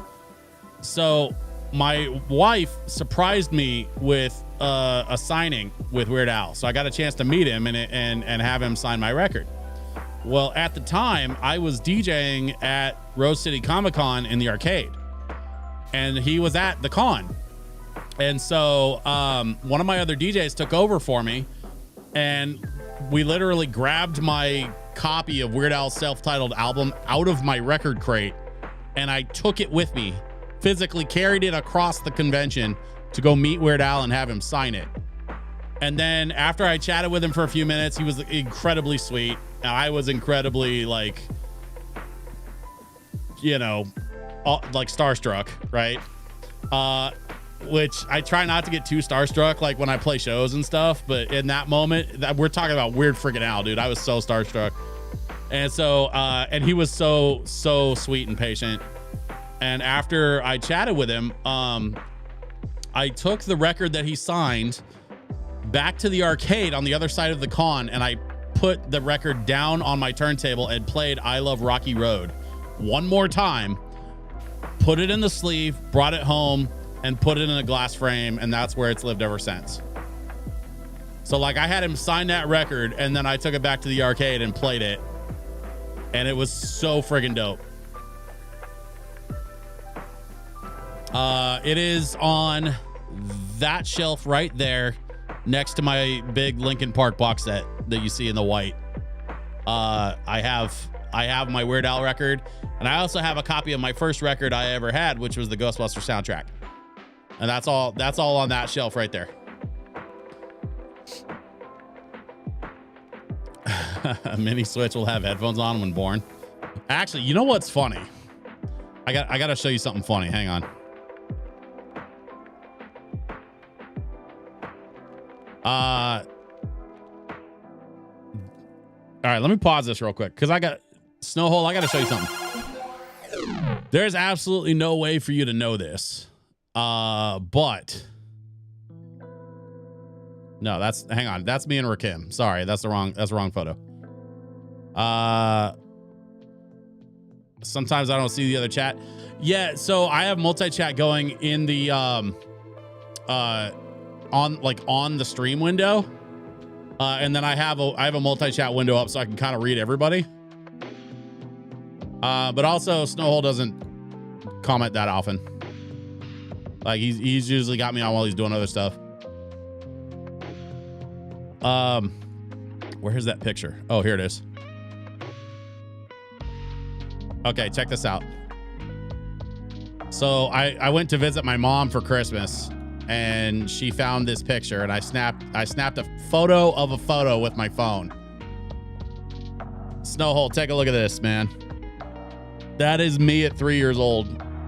I don't know how my mom found this picture.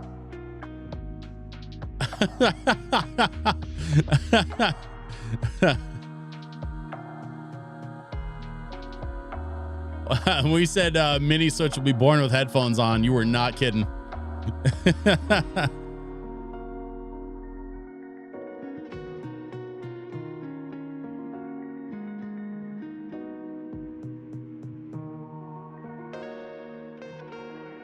I thought I was being edited by YouTube for things I was saying. No, I think there's just a weird delay, Drum Blanket. So most of my stuff is set up primarily as a Twitch stream. And so if you go to twitch.tv/DJ SwitchPDX, that's where I am on Twitch.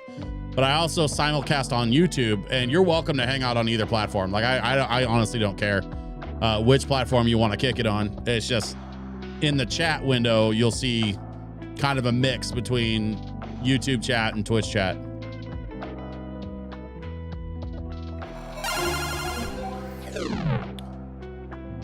Those are some cans. Gonna have to play the lotto tomorrow. Yeah, so my mom showed me that photo. I'd completely forgotten that photo existed until I went to see my mom for Christmas this year. So that was kind of a silly discovery.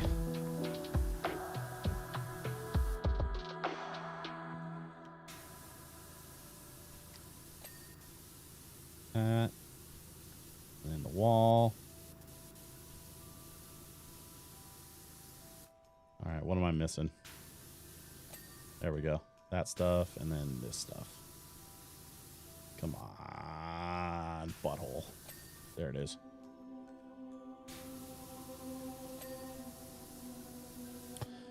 So y'all get a chance to see that MTV thing? I haven't played around with it yet, but I kind of want to check it out. I guess somebody rebuilt old MTV with an app where they like programmed a bunch of old music videos and TV shows and stuff. And you can kind of like, I guess, supposedly you can pick an era or pick a decade from MTV. And it will load kind of that era for MTV. And then just cycle through a bunch of pre-programmed content with and then what they did was instead of like modern ads, they got a bunch of vintage ads to play that are like time period accurate. What'll be interesting is to see if Paramount shuts it down, or honestly, even if they can shut it down. I don't know if they can. I mean, they'd have to hunt down the server provider, and it kind of depends on, like, you can't take somebody to court if you can't find them. You know what I'm saying? So like, I'm a little curious to find out if this like MTV streaming project thing that's been going around on the internet can like survive, unless the lawyers get involved.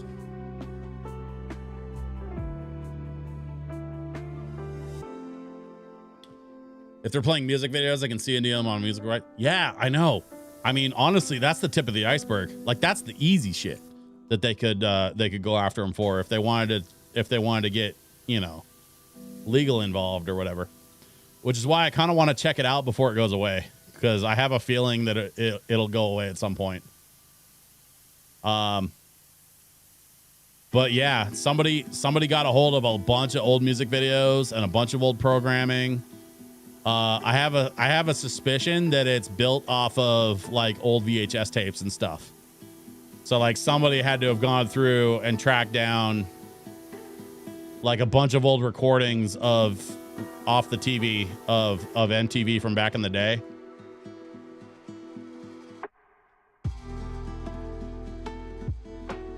Where's my ladder? Oh, there it is.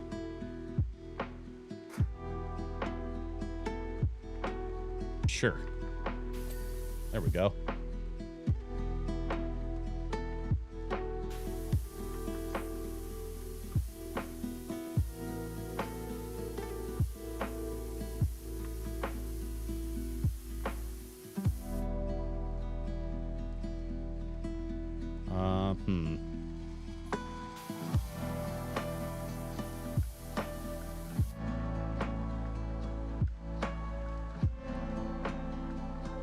Okay. Let's get up here.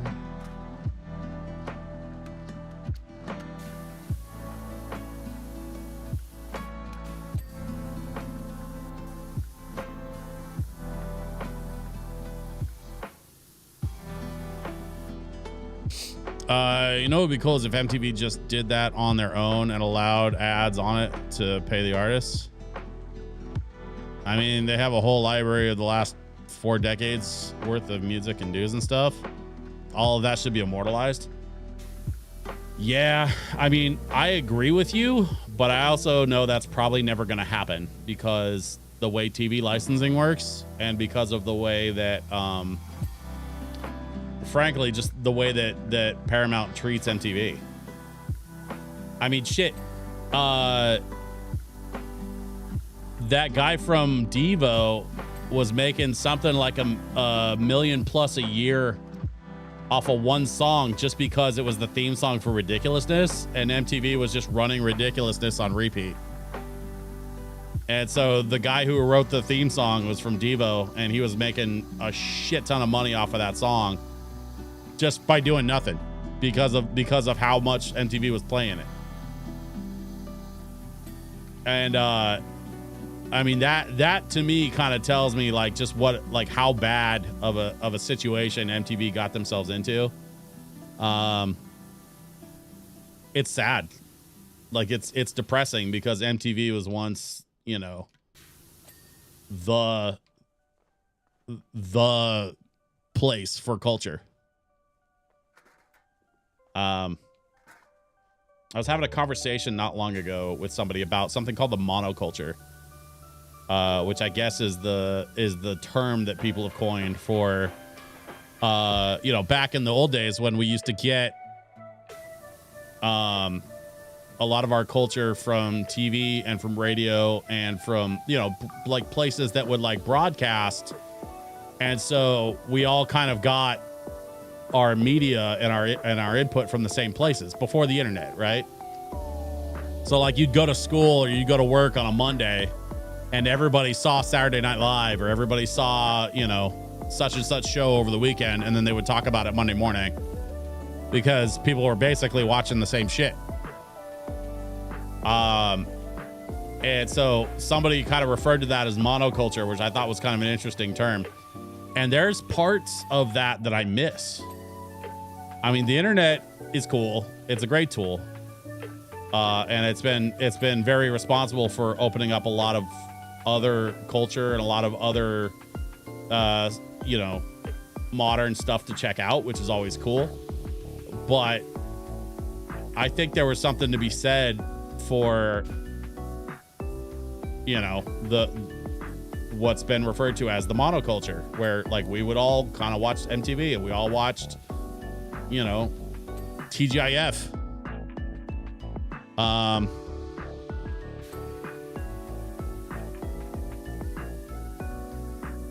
You know what's funny is the guy from Devo, I saw him kind of talking about it in a interview, and he was talking about how like he gave them the okay to re-record the song just because like like he was fine with the deal. Like, you know, just like with any other licensing deal, they have to sort of like, you know, reach out to the artist, be like, hey, so this is what we want to do, and this is the rights that we, you know, these are the rights that we want to retain, and these are the rights that we want to like forfeit to you as the rights holder and the original song creator, blah blah blah. So like the whole idea is he maintains ownership and control of the song, but they can re-record it and use their recorded version for their show, which works out so that the artist gets paid, but then the TV people can have rights to their own recording because they made their own cover version basically. And so like he was kind of saying that like it was just like it was a simple yes, it was a decent deal. He said okay, and he had no idea that they were going to basically run Ridiculous around the clock. And as MTV programming died out, that Ridiculousness was just going to be on loop constantly, and he was going to get paid for it. Like it was just a happy accident. Yeah, dude, I talk about this stuff with my friends, watching TGIF and going to school Monday and talking about Urkel. Yeah. No, that's what's up. In fact, I think earlier tonight we were talking about Boy Meets World and Sabrina the Teenage Witch and shit like that. My wife is a big Sabrina the Teenage Witch fan. Like she loves that show. She still watches that show on she watches like the old sitcom on Hulu with Melissa Joan Hart. I really liked the Chilling Adventures of Sabrina. I thought they did a good job with it, but it was definitely a different show than the sitcom. But I loved that they found a way to bring some of the old actors into Chilling Adventures of Sabrina as like a nod to the OG sitcom. Because Melissa Joan Hart, like a lot of people don't even realize that she was a producer on Chilling Adventures. She was a producer on all of the Sabrina stuff back in the day, the movies and everything. Like Melissa Joan Hart basically strapped the Sabrina franchise on her back and then carried that shit for 2 decades. All of the animated versions of Sabrina were all produced by Melissa Joan Hart.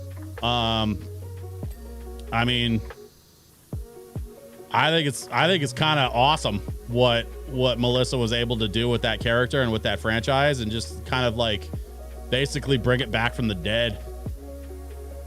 This old Archie Comics character, Sabrina the Teenage Witch, she just decided to kind of take it on as her own project, and it turned into a winner for her. Roseanne, yeah. Roseanne, I have kind of a weird relationship with the Roseanne sitcom because I was a little bit too young to understand it at the time. But we watched it quite a bit. Like I would watch it quite a bit with my parents back in the day. And of course, that's where I first discovered John Goodman before he was Fred Flintstone. And before Big Lebowski and, you know, all the classic John Goodman stuff. He was Dan Connor before all of that. So like I appreciate John Goodman anymore, you know, just because he's such an incredible talent. But like, oh dude, have you seen The Righteous Gemstones? If you haven't had a chance, check out The Righteous Gemstones on HBO. John Goodman is like the patriarch, excuse me. John Goodman is the patriarch of this like hyper religious televangelist family that's got like millions of dollars from like their TV church or whatever. That shit is wild. It's got Adam Devine. It's got what is his name? Dan something. That's gonna drive me crazy. The cast is insane. The cast of Righteous Gemstones is absolutely brilliant. That show was absolutely brilliant, and it was this beautiful send up of like hyper Christian televangelism.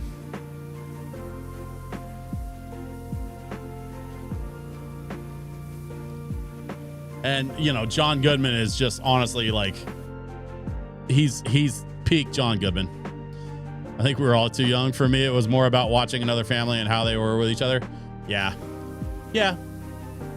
And I appreciate, especially with a show like Roseanne, like, I think part of what made Roseanne as successful as it was is that Roseanne didn't pull any punches when it came to family dynamic. You know, they were very much a firmly lower middle class family. You know, it was tough sometimes watching some of the sitcoms where, you know, these nuclear families were living in these like mini mansions, and then here's me growing up in my normal ass little split level going like, I grew up comfortable. Like, we weren't rich, but like we were fine. You know, my dad had a computer store and did okay.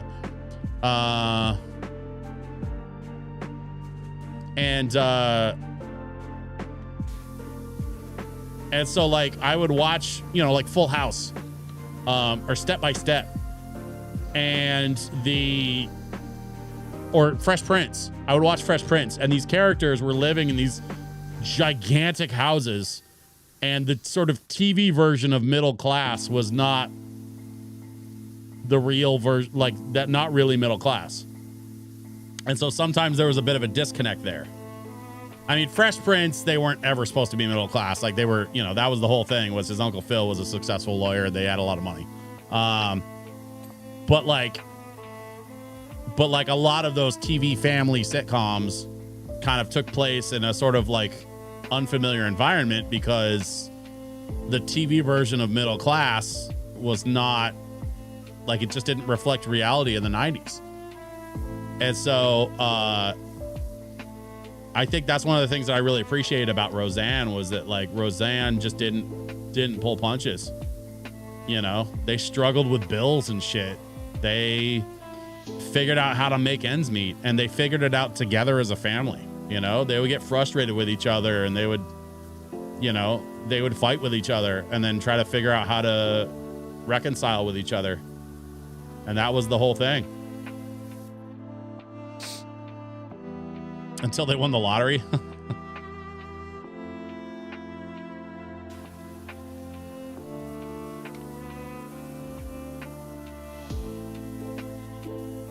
Did they win the lottery on that show? I love how that all played out in the end. So you know what's funny? I never watched The Connors. I never watched the Roseanne reboot, and I never watched The Connors. Yeah, the Connors won the lottery. Oh shit. Okay.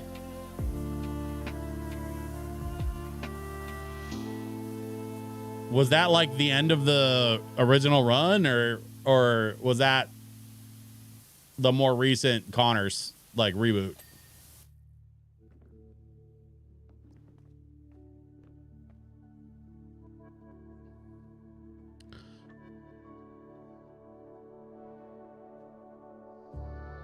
I have not watched all of it. Like, I remember kind of casually watching Roseanne with my parents and shit, but I've never like sat down and binged through all of it. The original? Okay. Snowhole on Twitch says, I think they retconned the lottery bits for the reboot. Interesting.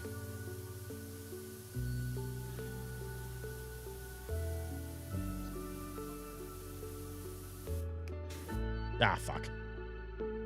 I fell off the thing.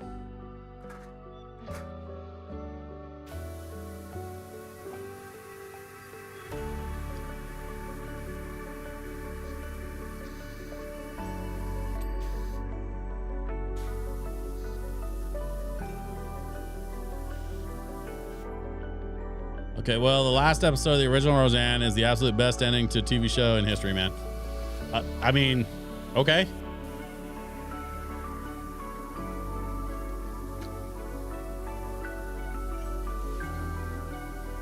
You know what was funny to me was when Johnny Galecki landed the role in Big Bang Theory. And then they had the girl that played Darla was like his coworker that he like had a casual thing with for a minute.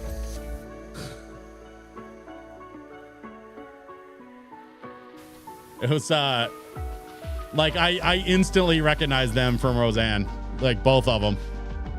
It was really funny to me.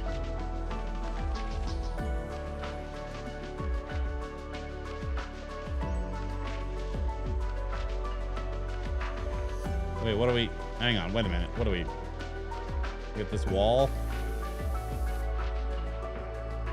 Am I missing something? What am I missing?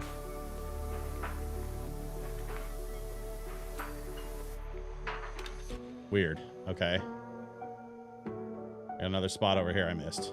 Looks like the base.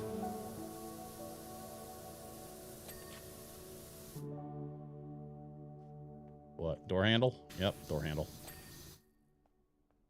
Looks like brown molding. Okay.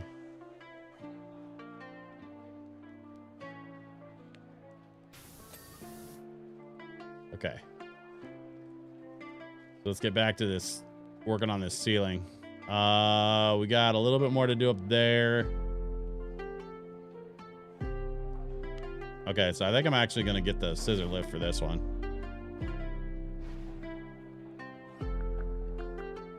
I want to tell you more about the lottery thing, but you must watch it.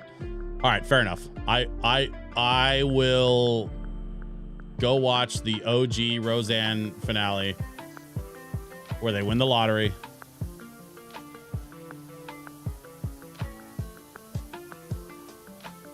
Sorry for nerding out about Roseanne. I just love that ending so much. Hey, don't ever apologize for being a nerd. I'm literally Portland's nerdiest DJ. That is my whole brand. That is my whole life, is being nerdy. That's what I am all about. Actually, here, check it out. So I was telling you I had stuff above that shelf.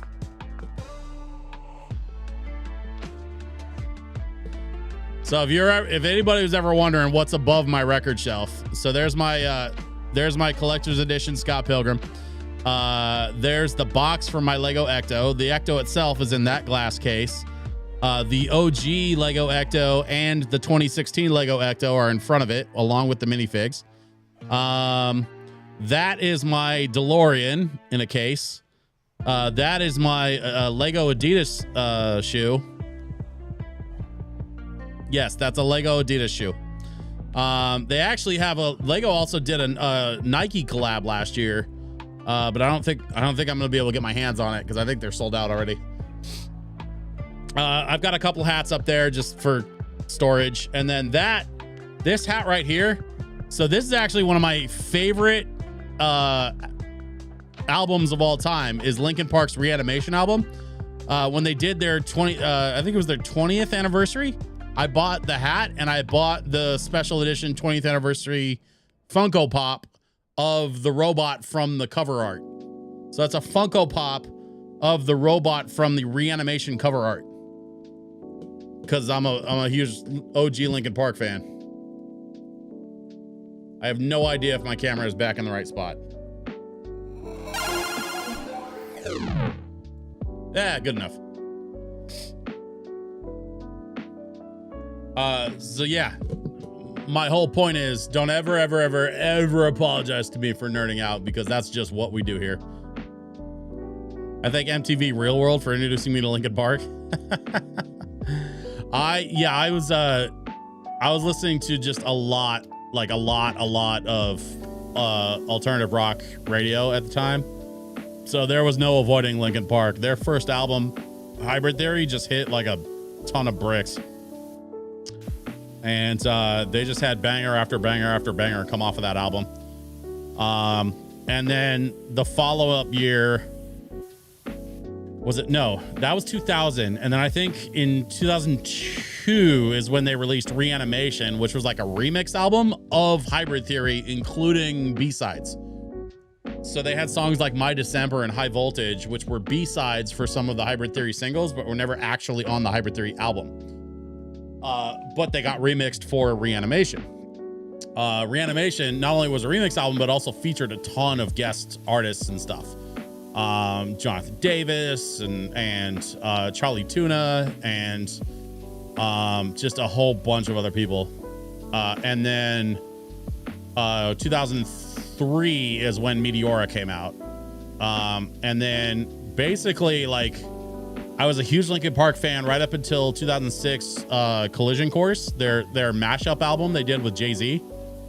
And then after Collision Course, they went in the studio with Rick Rubin, and Rick Rubin ruined them. They put out an album called Minutes to Midnight, and it was trash. It was just a really bad album. Especially compared to the incredible work they did on Meteora and the incredible work they did on Collision Course and the amazing work they did on Reanimation. And then when Minutes to Midnight came out, I was so angry. Like, honestly, to this day, like, just 20 years later, I'm still angry about it. Now, Linkin Park put out another album after that called Thousand Suns, which was more of a return to their old style. And I think A Thousand Suns was a step in the right direction for them after Minutes to Midnight, but it just was never the same.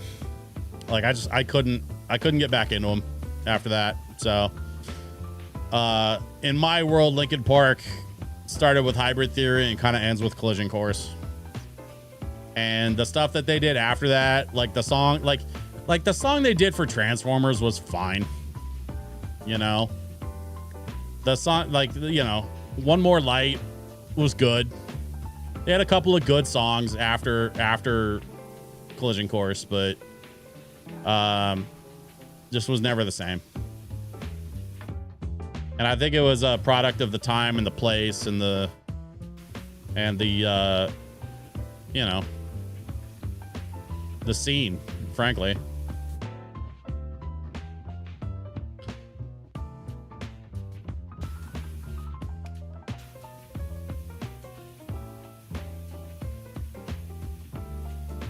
Yeah, I didn't like that album, and even Minutes to Midnight felt different for me. Yeah.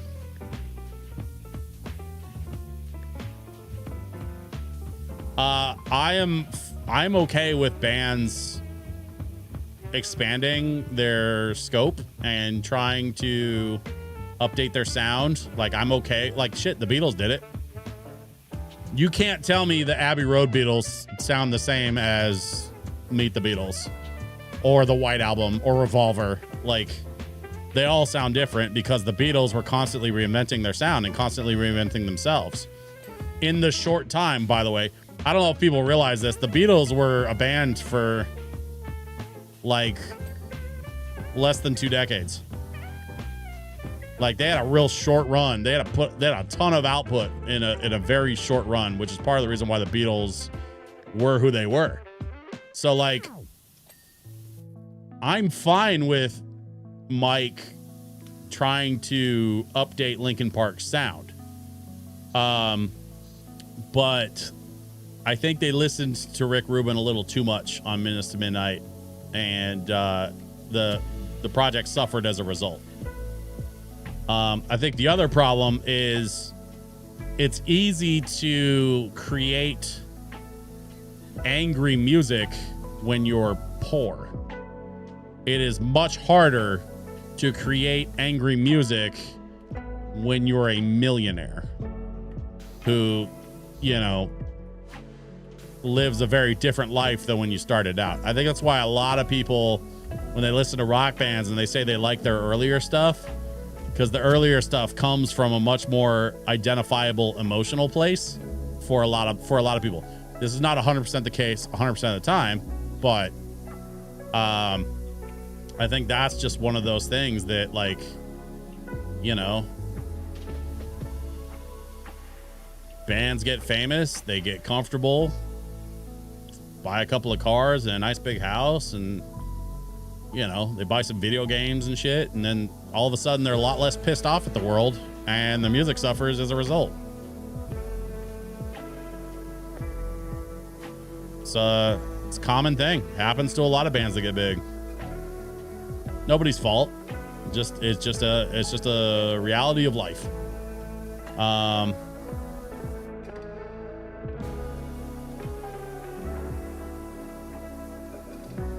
Occasionally you get a band like Incubus that, you know, they were able to sort of reinvent themselves a couple of times and still kind of keep the vibe, which I really appreciate that about Incubus. They really didn't. A lot of millionaires are unhappy. They aren't hungry anymore. Yeah. That's when they talk about like money can't buy happiness. That's what they're talking about. Money can't buy happiness, but it can buy therapy. And what's funny to me is so many millionaires refuse to go to therapy because of their ego.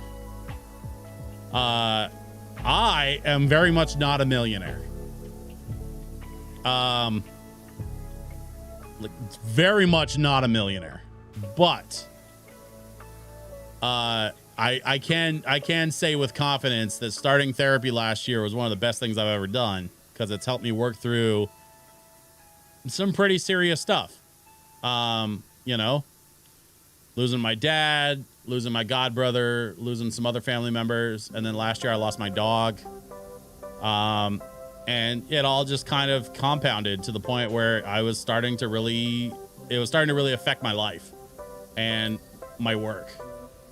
And so, you know, I went and got therapy, and I started, you know, seeing somebody, virtually even. Like, I don't even have to leave my house. I do it right here on this camera in this office.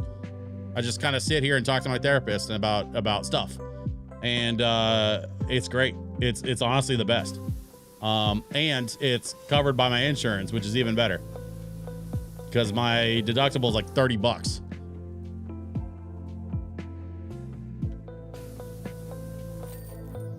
Hey, there we go. All right. Okay. The mall is done. And it's only 9 o'clock. I don't even know how we managed that.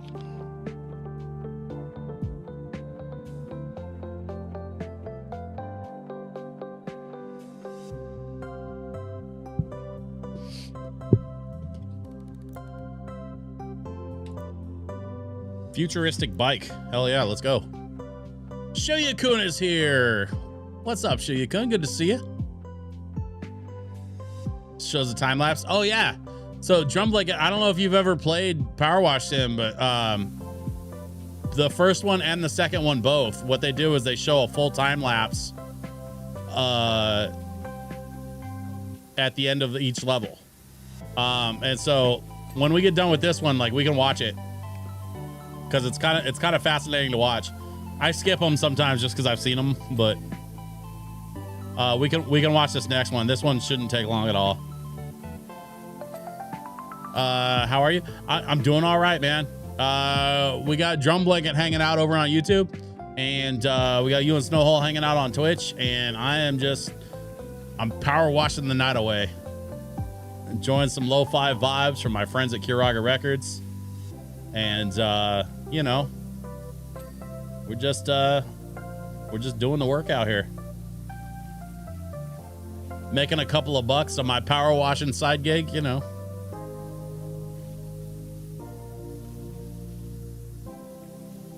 I don't know what the deal is with this, like, space bike.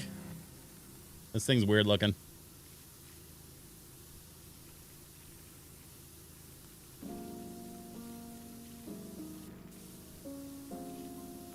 I don't want to spoil too much from the first Power Wash Sim game, but at one point you wash a flying saucer,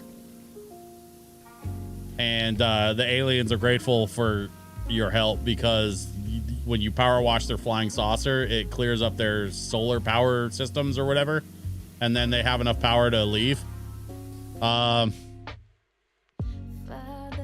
Too bad you can't get real money from side gigs of power washing. I mean, you can, though. Like, if you do it right, like, you can go out with a power washer, and you can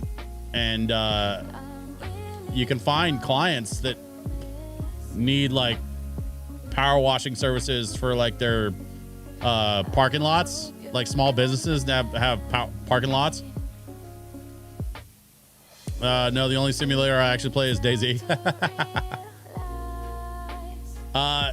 You know, I'll be honest with you, Drum Blanket. You might like this Powerwash simulator because it's fun. It's funny, but it's also chill. Like there's no timer. You can kind of go at your own pace and take your time. I love having this on when I'm doing other stuff, or like if I'm watching YouTube or watching a podcast, I'll like throw this on my other monitor so that I have something for my thumbs to do while I'm listening to or watching something on my other screen. And it's kind of a nice way to hang out in my office and enjoy myself a little bit when I've got downtime. If you have Xbox Live, both Powerwash Sim 1 and 2 are available on Xbox Live. In fact, this is Powerwash Sim 2 that came out this last year, and I'm playing it right now on Xbox Live.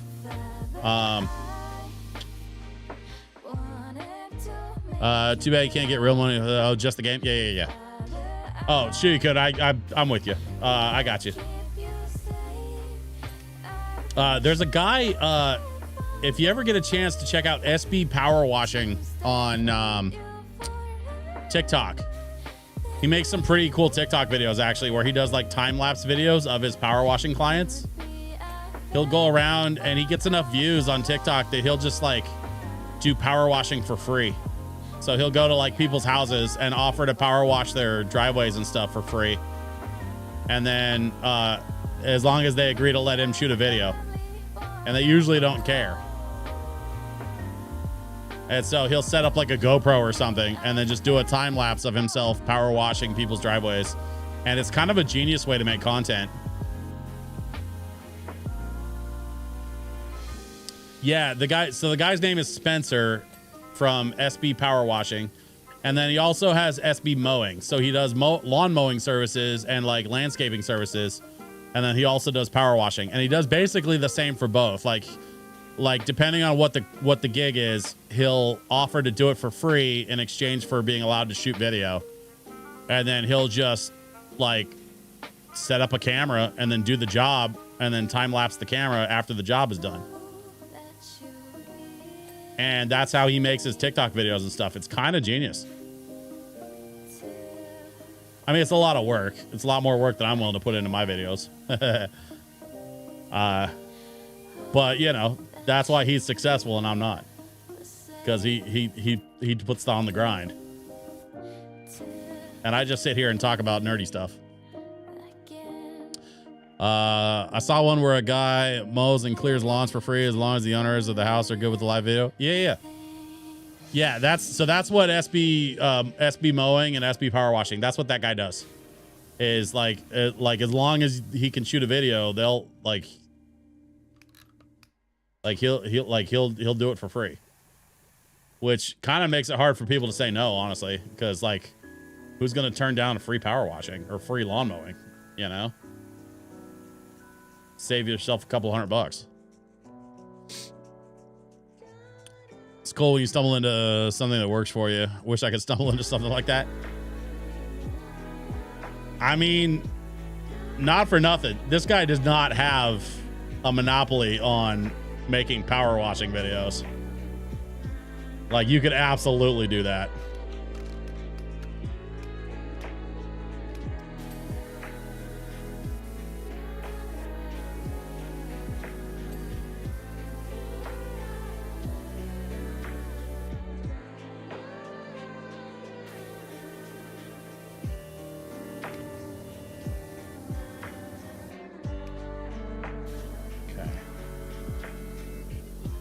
Some parts of this thing are like have this weird purple goo on it. I think that's like alien gunk. And it's like extra hard to get off. So I gotta go slow. Or use soap.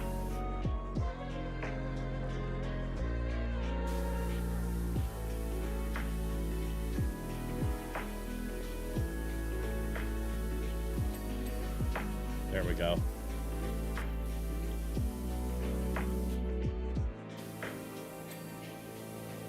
Okay. this windshield.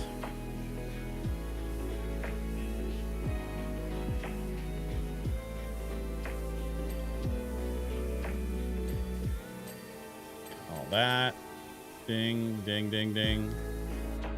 What am I missing? That. A little bit of undercarriage. Okay. Wheel. Oh, we got another wheel here. Tire. We got headlight well. Oh, in there. Okay, and then the engine.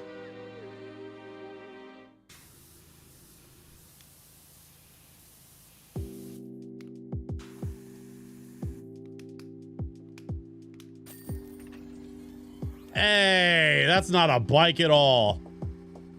What is that thing?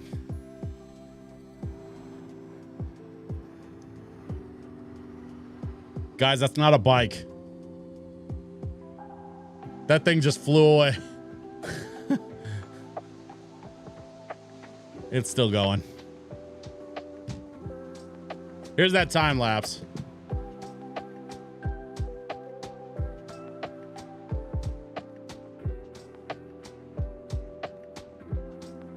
All right. I don't care what anyone told me. I'm putting this thing into fly mode and getting this delivery done. And then I'm finally out. Okay, sure. Theater seats. Oh, I know what this is. Someone called Mulder and Scully. I think we could do this one. We'll make this one our last one for tonight. This should go quick enough. First we pet the kitties. There's Ulysses. There's Bubbles. Where's the other one? Where's the other one? Look at him. Look at Squeak sitting in the chair. He's a second row kitty. What are you doing in that chair, little guy?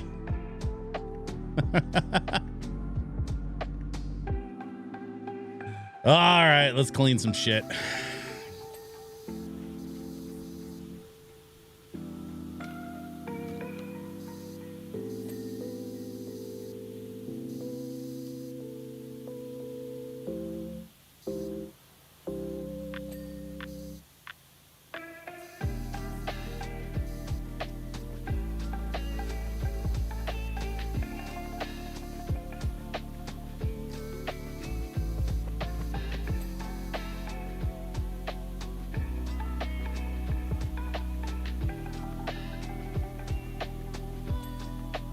There we go.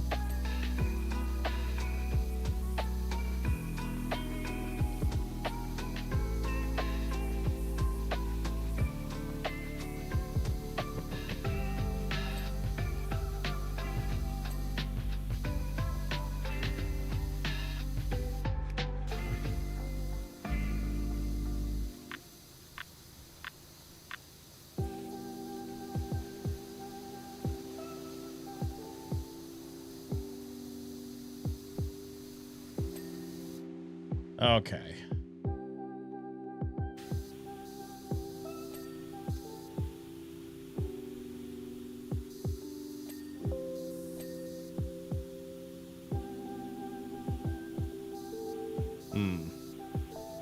What am I missing?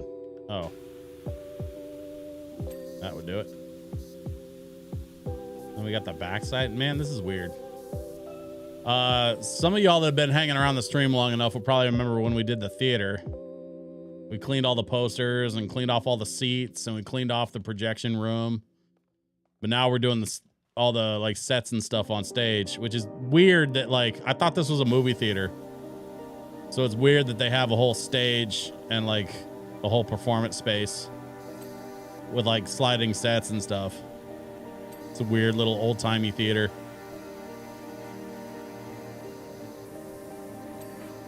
Light.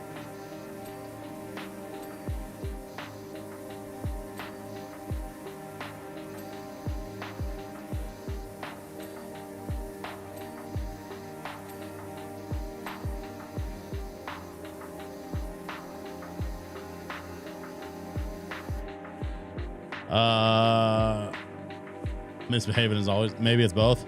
I mean, it could be both, I guess. Yeah, that's possible.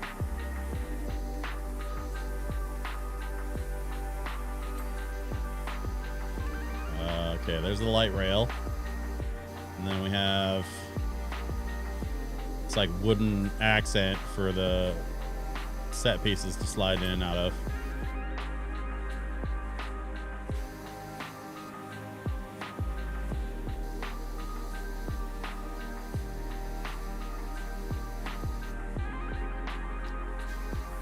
Oh, good Lord. Who the hell is responsible for cleaning this theater? I want names. This whole place is disgusting. Honestly, most theaters are pretty disgusting, actually. That's the part they don't tell you about show business. They never clean in the lights. They never clean on stage. It just kind of gets kicked down the road for someone else's problem.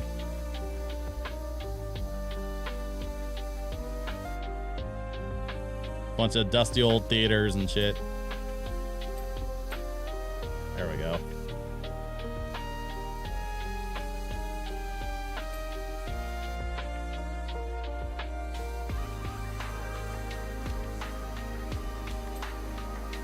Okay.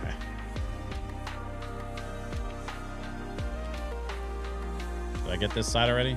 Oh, no, not this side. Okay. There we go. And then we got the set pieces. We have a rock prop.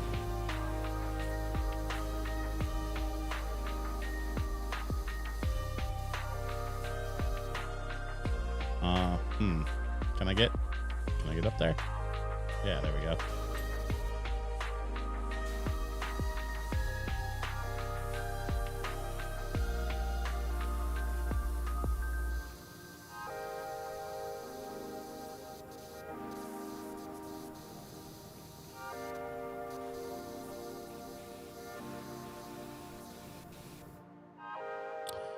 So is this music free to use?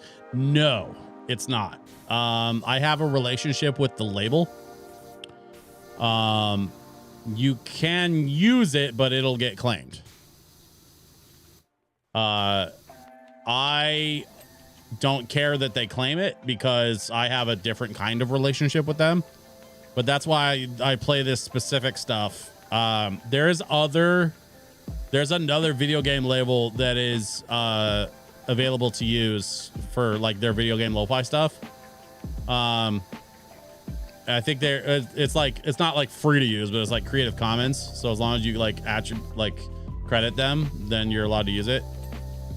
And that's a lot of what you're gonna find is the more Creative Commons type stuff. This music that you're listening to, you're really only gonna hear it with me, unless one of their artists is playing their stuff on their streams or whatever. Or unless somebody's using it without permission, which, I mean, as you know, happens all the time on YouTube. That's pretty common. But yeah, this is everything that we've been listening to tonight is from my friends at Curaga Records, which is a lo-fi video game label out of Seattle. And all of their music is fully licensed and officially released. So, like, for example, this is Bicycle Theme off of their Pokemon Lo-Fi album. Originally, the original song was from Pokemon Red and Blue, but this specific recording is off of their Pokemon Lo-Fi album from Curaga. And it's officially released as a Pokemon, like, remix album.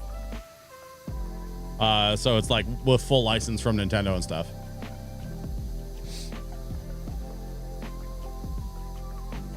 So that's one of the things that I kind of enjoy about doing these kinds of streams. Like, I don't want to do full on radio station style, like, DJing anymore online, because the rules around that are so weird and shitty, that I just kind of decided, you know what, screw that. I'm gonna play lo-fi from my friends that run the lo-fi label, and I'm gonna play cozy games. And I'm going to sometimes talk about the music, and we're going to sometimes talk about Batman. And sometimes I play Stardew, and sometimes I play Powerwash, and sometimes I play other stuff. It's, you know, just kind of whatever. But I stream every Wednesday and Friday night at 7 p.m. Pacific time. And I stream on YouTube and on Twitch.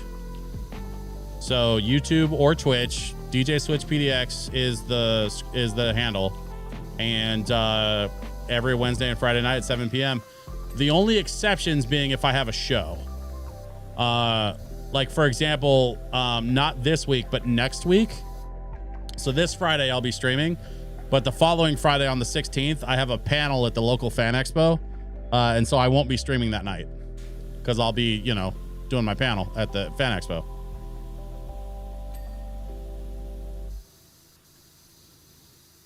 But unless I got, you know, something like that going on, then I'm usually just streaming because, you know, because it's fun.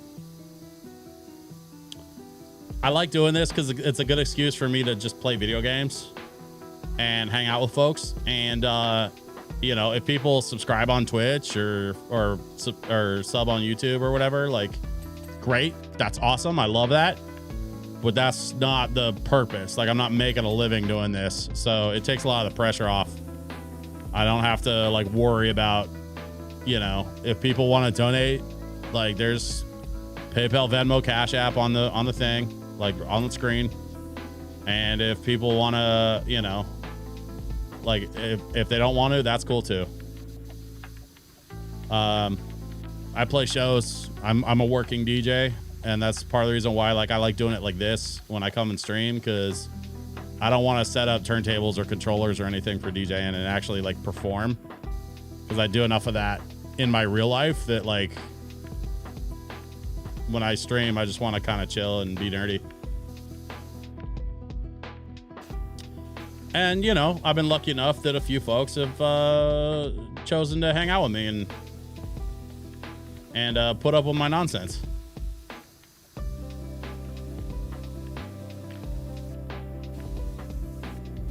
Hey, it's that statue from the first game.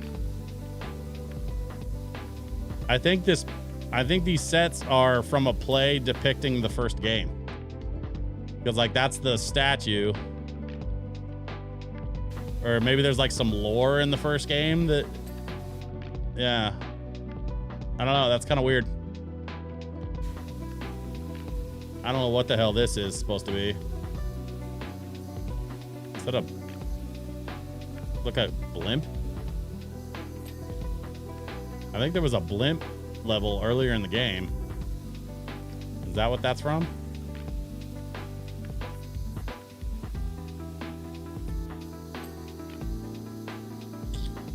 Huh. Weird.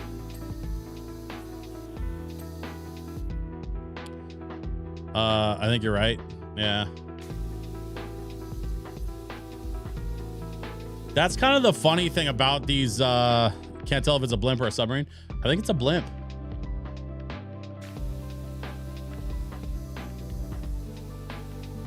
Because it's got a, well, yeah, I don't know. I guess it could be a submarine.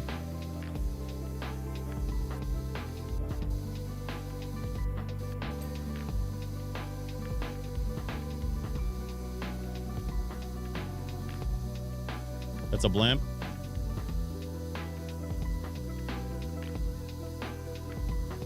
There's wheels on the bottom of it. Oh, yeah. Okay. I kind of see that. Yeah. Okay. So, yeah, I think you're right, Snowhole. I think it's a blimp. Well, what does it say? Airship. Oh, duh. Look up in the corner. It says airship prop. It identifies the thing that you're spraying. So that's a rock prop. And that's an airship prop. I'm blind. Literally right in front of my face. All right, we got another rock prop here. Nothing to see here.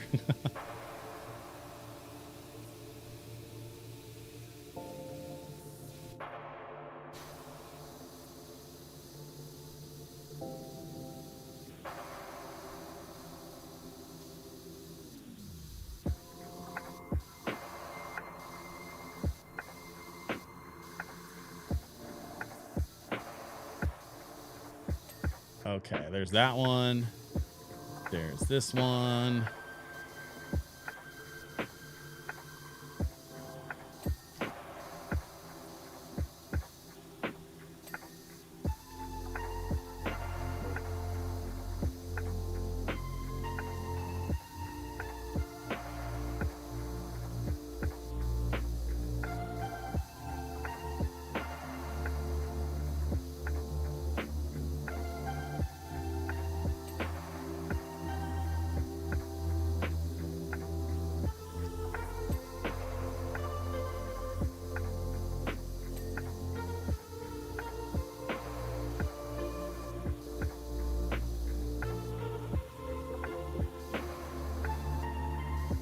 There we go.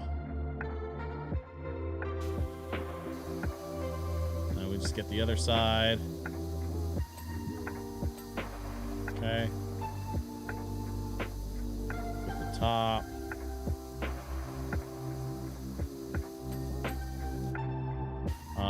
Let's see. What am I missing? The floor. We gotta get this curtain over here.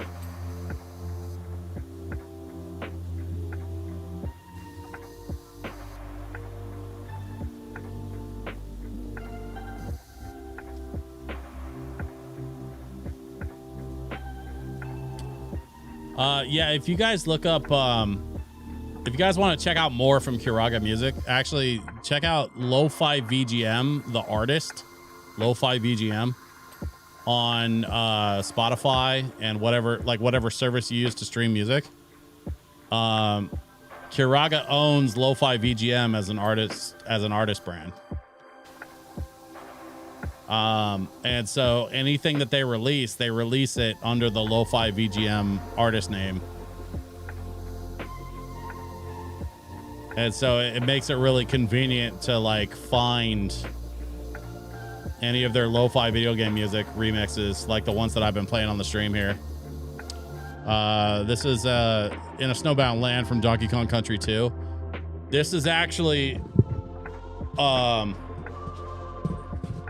genius of this song is that it's actually not on the Donkey Kong Country 2 album. Like, it might be, but I'm pretty sure when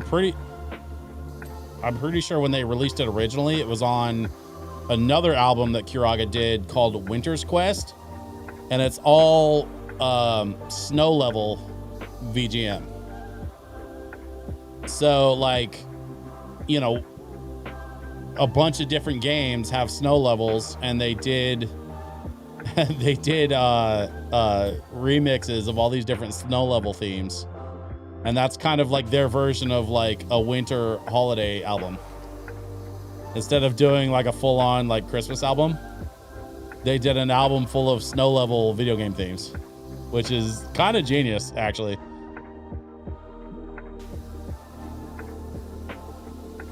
But the record is white. It's a white vinyl. And when I go and do my tabling shows where I'm like selling their records and stuff, like, it's always fun to pull one out and like show it to people, because they're expecting a standard black record. And so like Kingdom Hearts lo-fi is like a marbled red, which is kind of cool. It looks a little bit like fire. And then Undertale lo-fi is like a marbled gold, which is just gorgeous.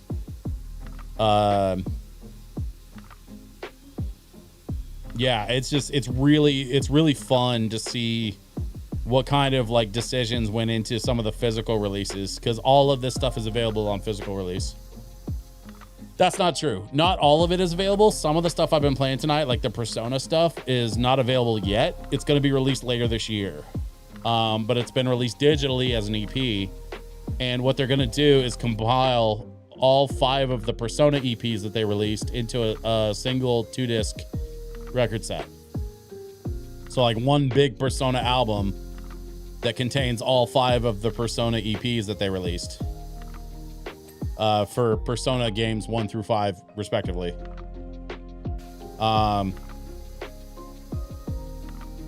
Yeah, Persona 5 especially. Like, I've never played the Persona games, But the Persona 5 EP has a couple of my absolute favorite songs in the entire catalog. Especially this one called Beneath the Mask is just like one of my absolute favorite lo-fi remixes that Kuraga's done. It's so good. And then the other thing that I really like about Kuraga stuff is that like some of their stuff, like some of their lo-fi stuff is kind of sleepy. Like this is a little bit on the sleepier side. This is from Final Fantasy, 16? But even though like some of the lo-fi stuff they have is like on the sleepier side, a lot of it is jazzier and a little bit more upbeat. It's got a little more energy to it. So even though it's still instrumental and it's still like good for background music and stuff, they actually have an entire album called Jazz Hop Standards Volume 1, and it's all jazz remixes of video game stuff like jazz hop. So like think like jazz lo-fi remixes of video game songs from a bunch of different games. Zelda, Mario, Donkey Kong. I mean, I think there's a little bit of Earthbound in there. I think there's some Kingdom Hearts and some Undertale in there. Like that Jazz Hop Standards Volume 1 is probably my favorite album that they've released on the Kuraga catalog. Just because it's got, you know, it's got a little kick to it. It's got a little energy, which I really love that. All right, looks like we got the ceiling.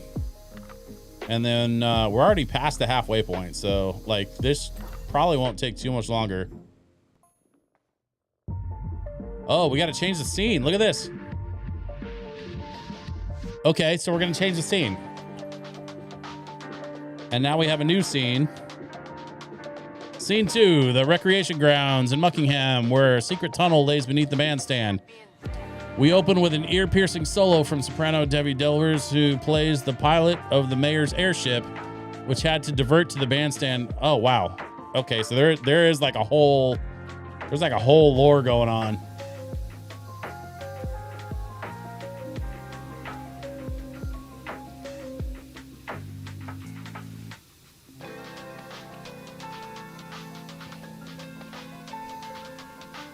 And these are all just like cheap two-dimensional set pieces. So they can slide them in and out quickly. That's funny. Community theater on a budget, I guess. That's amazing.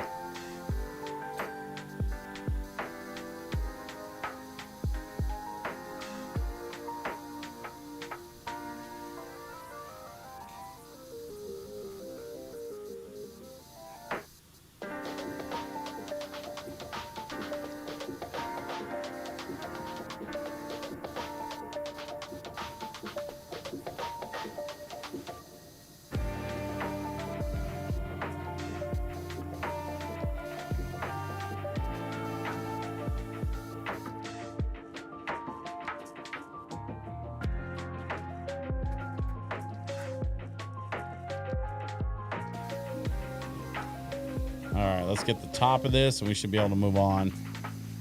I think this one's, yeah, just about there. There we go. Mine tunnel frame prop. Okay. And then we have whatever this is. Is this supposed to be the mine cart? Yeah. You weird little mine cart prop. This is weird to see this like community theater production of Powerwash Sim. It's like Powerwash Sim the musical. How'd you feel about the ending of Stranger Things? I'm actually, so my wife and I are halfway through episode 7. So we have another like half an hour to go with episode 7, and then we get to the 2-hour season finale. So we haven't got to the finale yet. We're almost there.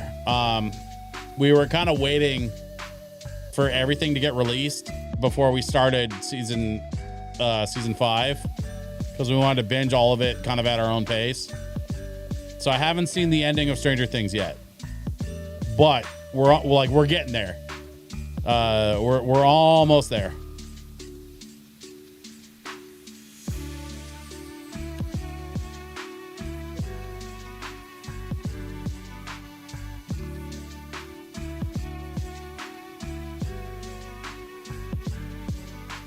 I don't want to say anything else about season 5 other than the one thing I will say, which actually is not a spoiler at all, but Stranger Things released a record that was like a Target exclusive from WSQK, the Squawk. And it was a record of selections from Rockin' Robin. And my buddy just confirmed today that he picked up 2 of the last copies at the Target down by his place, and he lives about half hour south of me. None of the other Targets around me had any left in stock. And I went looking online, and I could not for the life of me find any Targets that were willing to ship. All I found was a couple of them in stock locally, kind of by my buddy. And so I hit him up, and I was like, hey, here's the record. I need you to go pick up a copy. And so he got back to me today with photos. He got them in hand. So now I just got to go get it and like figure out how to pick it up. But I am super hyped. That's like, I have Stranger Things 1 through 3 on vinyl. I have season 4 on cassette tape. I need to get the vinyl for season 4. And then I'm just kind of waiting for season 5's soundtrack to get released. But the season 5 soundtrack probably won't be done pressing for another month or 2. So whenever season 5, the vinyl gets released, like I'll go pick that up. But I have a copy of this like offshoot record from Rockin' Robin. This is waiting for me. I can't wait to go pick it up. But if you jump on Google and look up WSQK vinyl, you'll see it's like a blue, the album art is like blue and it has red letters for WSQK on the front of the record. So you should be able to find it pretty easily, like just a quick Google search. Shit. Mine lantern prop. And then did I miss one of the, oh yeah, I missed one of the lanterns. There we go. Okay, and then we just do the backdrop.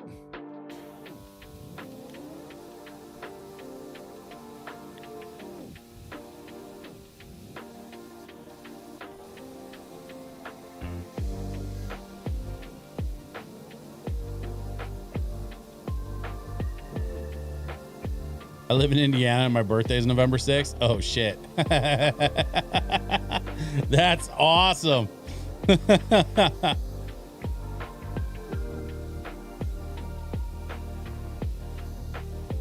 Actually, you know what show needs a reboot? Like, I want to start seeing some of those like 90s kids TV shows get rebooted. I would love to see like an Erie, Indiana reboot.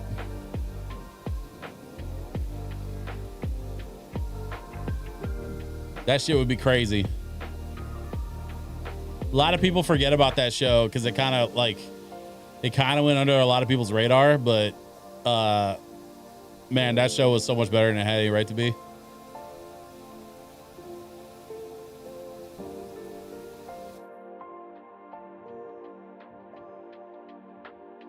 You want them to remake Tales from the Crypt? That's so hard to do, man, because Tales from the Crypt like relied so heavily on the Crypt Keeper, and the Crypt Keeper is like persona. Like that was TV from another time. It's just like with Elvira, like you couldn't cast another Elvira. I don't see how that would work because it relied so heavily on Cassandra's personality, you know. Like do the whole thing where Crypt Keeper is a puppet and all that. Yeah, honestly, that's one of the reasons why I'm really stoked about the Muppets getting a reboot, or at least like a special. They're doing like a Muppet Show special, and a lot of people are saying this might be a good like audience test to see if there's interest for doing a full Muppet Show reboot. Seth Rogen is producing a Muppet Show reboot that's supposed to release next month on Disney Plus, and it's supposed to be like a full return to like the Muppet Show proper. So they got the stage, they're gonna have Sabrina Carpenter's gonna be the guest, and they've got like the backstage with the dressing rooms and stuff, like just like classic Muppet Show.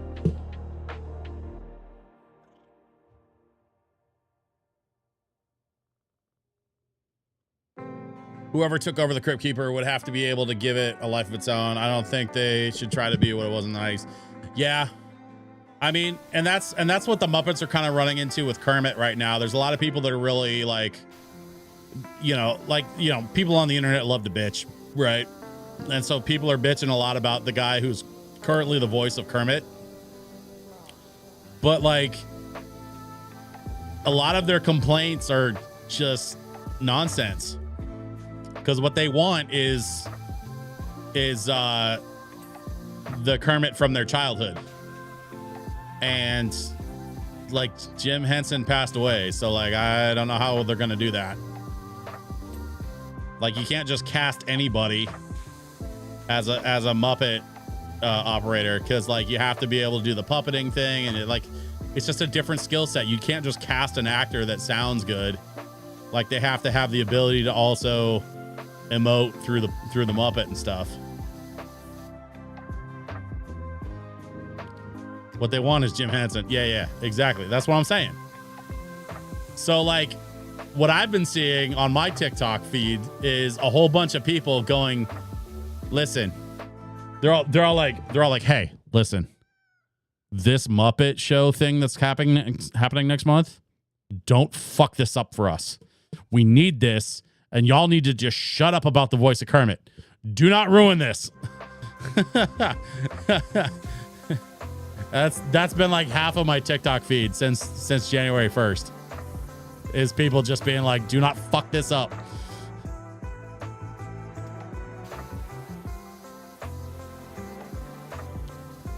But honestly, I think it's going to be one of those things where the numbers are going to speak for themselves. I think people are going to tune in. I think, or at least I hope, that Disney will see that there is interest there. I don't know what kind of numbers they did for that Muppets Mayhem show they did with Dr. Teeth and the Electric Mayhem. Well, if you watch the show, they rebrand themselves as just the Mayhem. They're no longer Dr. Teeth and the Mayhem.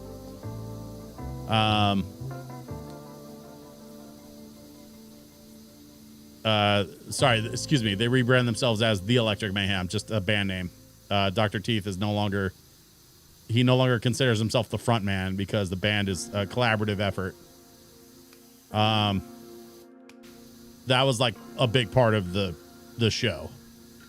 The TV series. But I loved the TV series that they did. And I don't understand why they didn't make more of it. I don't know if it's a numbers thing, like if they couldn't justify, like if they weren't getting enough views or interest. I feel like maybe they don't understand how to monetize the Muppets properly. Like maybe they're expecting like sponsor support instead of like merchandising. I don't know, man. I don't understand what the current powers at Disney don't understand about the Muppets.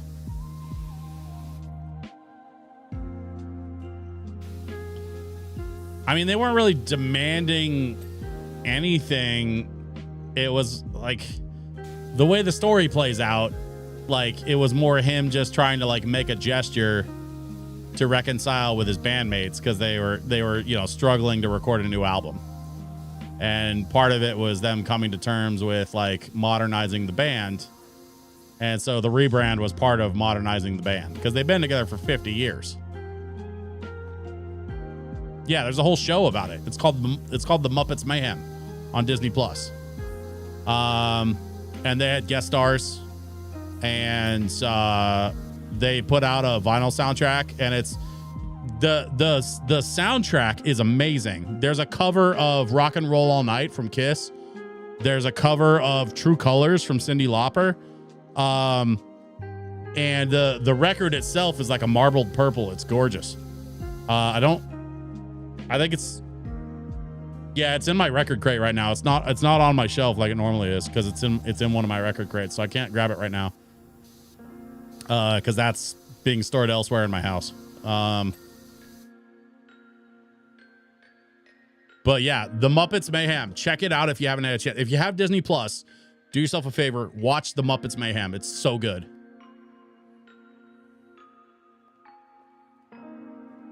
I was imagining them being in a room writing up contracts. I mean, that's a funny mental image, but yeah, there's a whole show about it. And it's basically the Electric Mayhem, you know, dusting off their old studio equipment and trying to record a new album. And some of the process behind that, you know, you get to meet their manager and you get to meet some of their friends, old friends, new friends. It's pretty cute. Animal is in rare form. Like I'm not gonna say too much about it, other than if you watch The Muppets Mayhem, Animal is in rare form.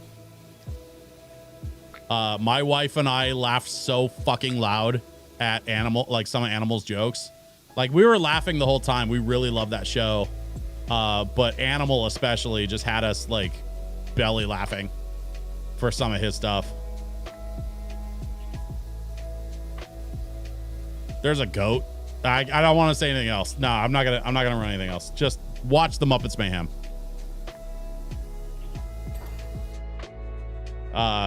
You'll thank me later.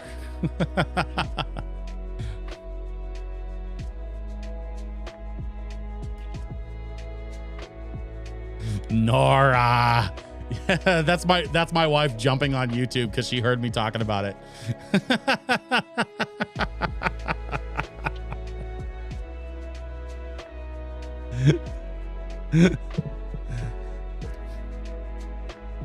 Currently watching Pluribus. Oh, nice. Yeah, the end of Pluribus is wild. I'm not gonna tell you what happens there either, but man, that show is crazy. I mean, if you're watching Pluribus, then it's not a spoiler to tell you Pluribus is crazy. Like that right from the jump, that show is crazy. So, you know, to tell you that the end is crazy is probably not a stretch, because that whole show is just batshit insane.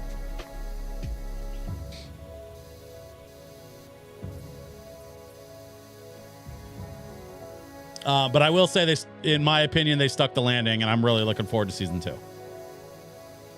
Because, like, that show was so insanely popular, they've got to have a season 2. Like, there's no way they're not going to do another season of that show. Everybody was talking about it.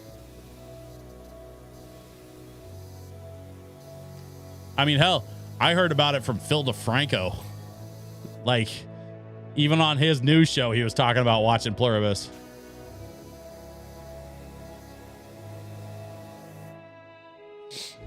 I love Vince Gilligan. I love that woman who played Kim Wexler, who's the main character. Oh, yeah.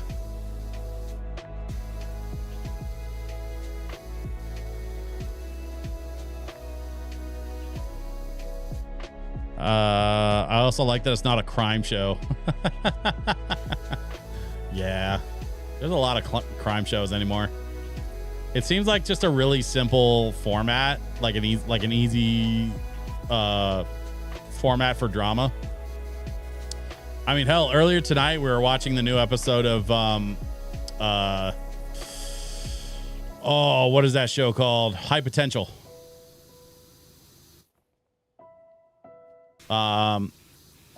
We've been watching High Potential, and then the other show that just came back is Will Trent. Both good shows, easy to recommend. Like very, very well acted, very well scripted. But definitely both, like, they're both crime shows for sure.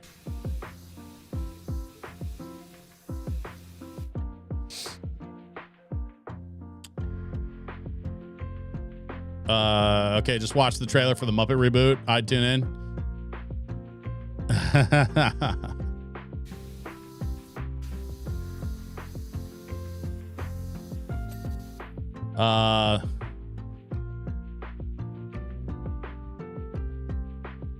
Pluribus is awesome. Yeah.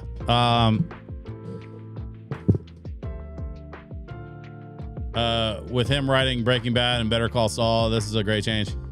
Yeah. I keep forgetting that's the same writer as Breaking Bad and Better Call Saul. I watched a bit of Better Call Saul. Funny enough, I never really watched Breaking Bad. Like I watched a tiny bit of it. But that's one of those that I've been meaning to go back and watch. And I haven't had a chance yet.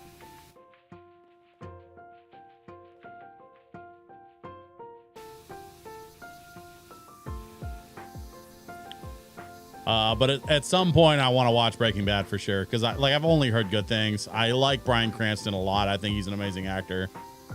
What's that other guy's name? Aaron Paul. Like, I think he's funny.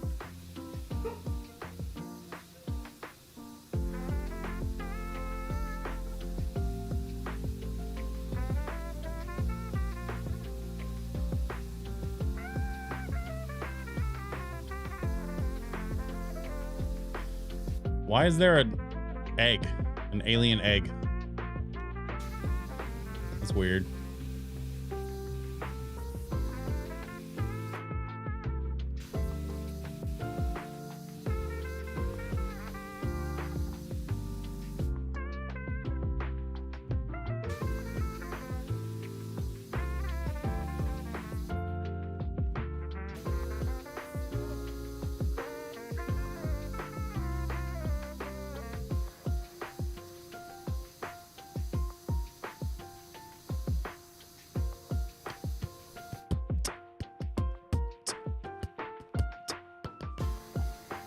Better Call Saul isn't better in a lot of ways.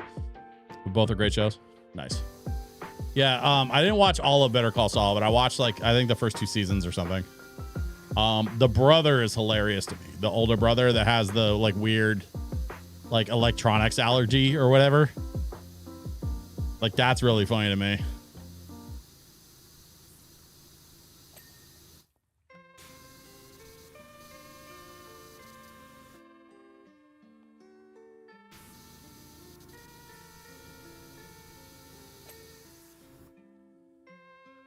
Michael McCain, yeah. I love that Odenkirk's Jimmy is just like a dude trying to figure it out, you know?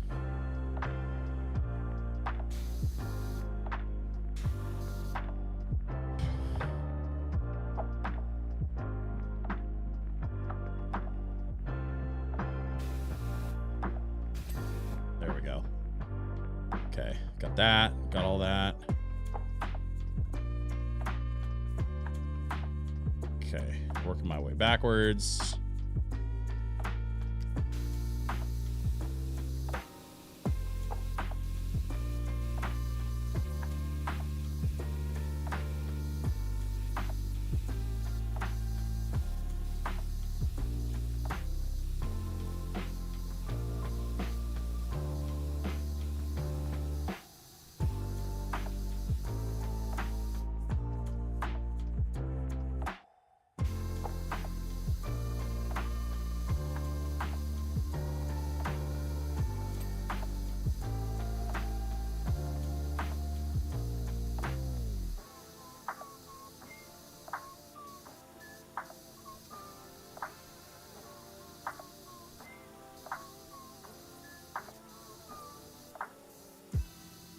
Okay. All right, folks. Give me a second. I got to go take a little personal break. I'm going to let y'all enjoy some lo-fi, and I'll be right back.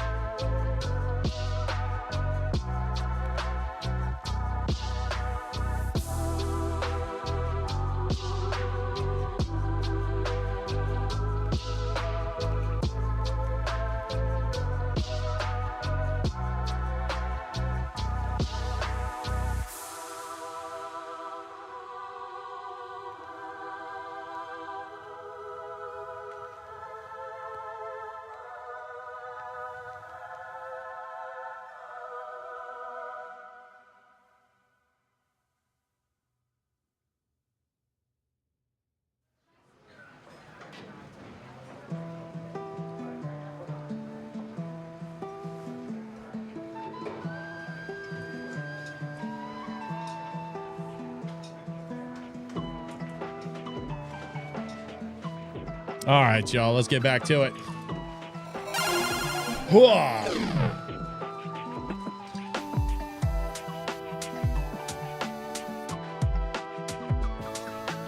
We are going to finish up this last little bit in the back here, and then we should be good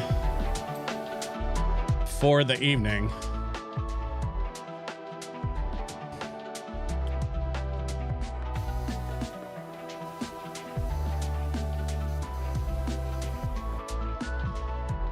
Shout out to those that are still hanging with me. Sorry about the personal break.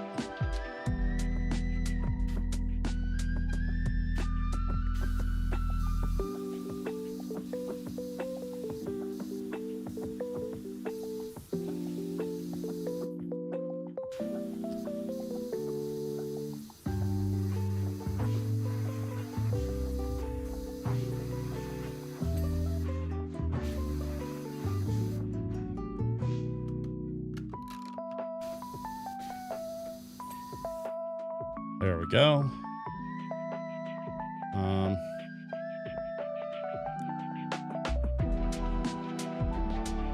Stalactite prop?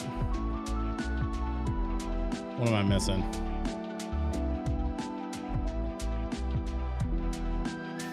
Oh, up there.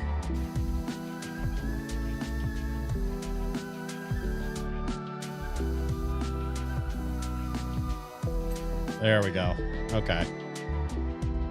And then the cave backdrop, which is all of this stuff.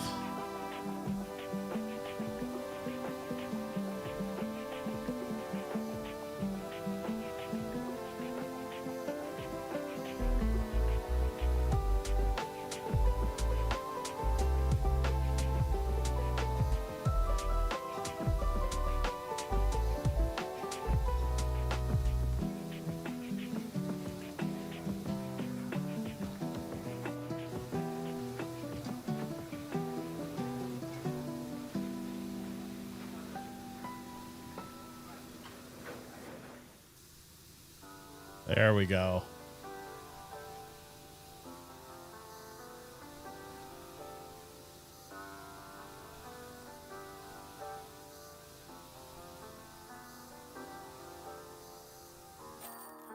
And job complete. Okay.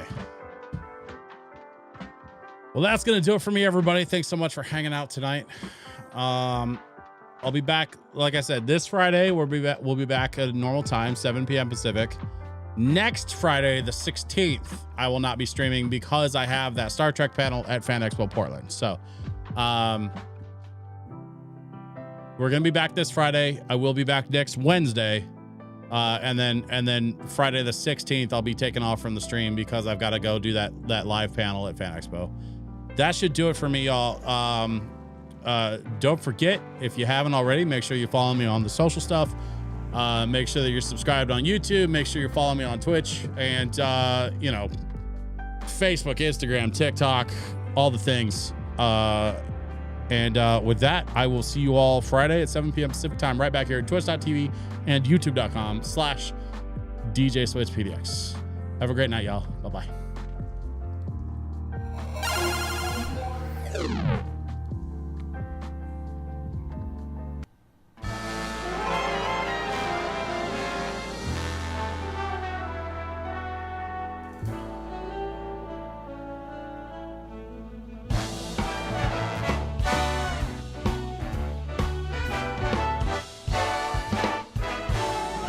This was a triumph.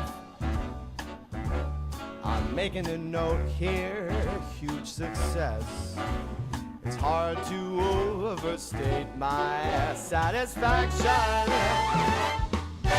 Aperture science. Do what we must because we can. For the good of all of us, except the ones who are dead. But there's no sense crying over every mistake. You just keep on trying till you run out of cake. And the science gets done and you make a neat gun for the people who are still alive.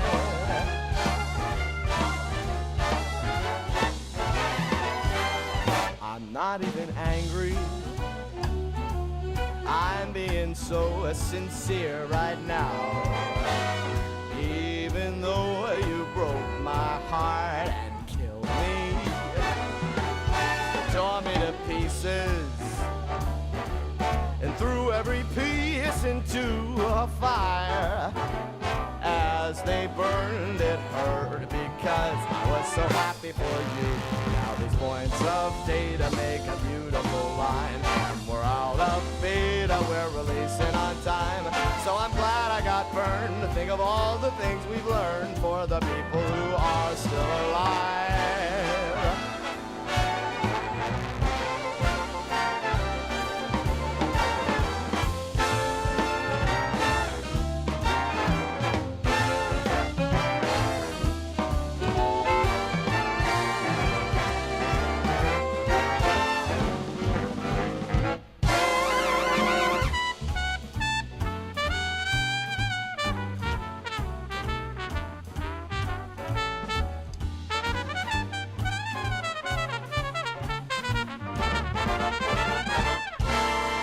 Look at me still talking when there's science to do. When I look out there, it makes me glad I'm not you. I've experiments to run, there is research to be done on the people who are still alive. And believe me, I am still alive. And while you're dying, I'll be still alive. I feel fantastic and I'm still alive. And when you're dead, I will be still alive.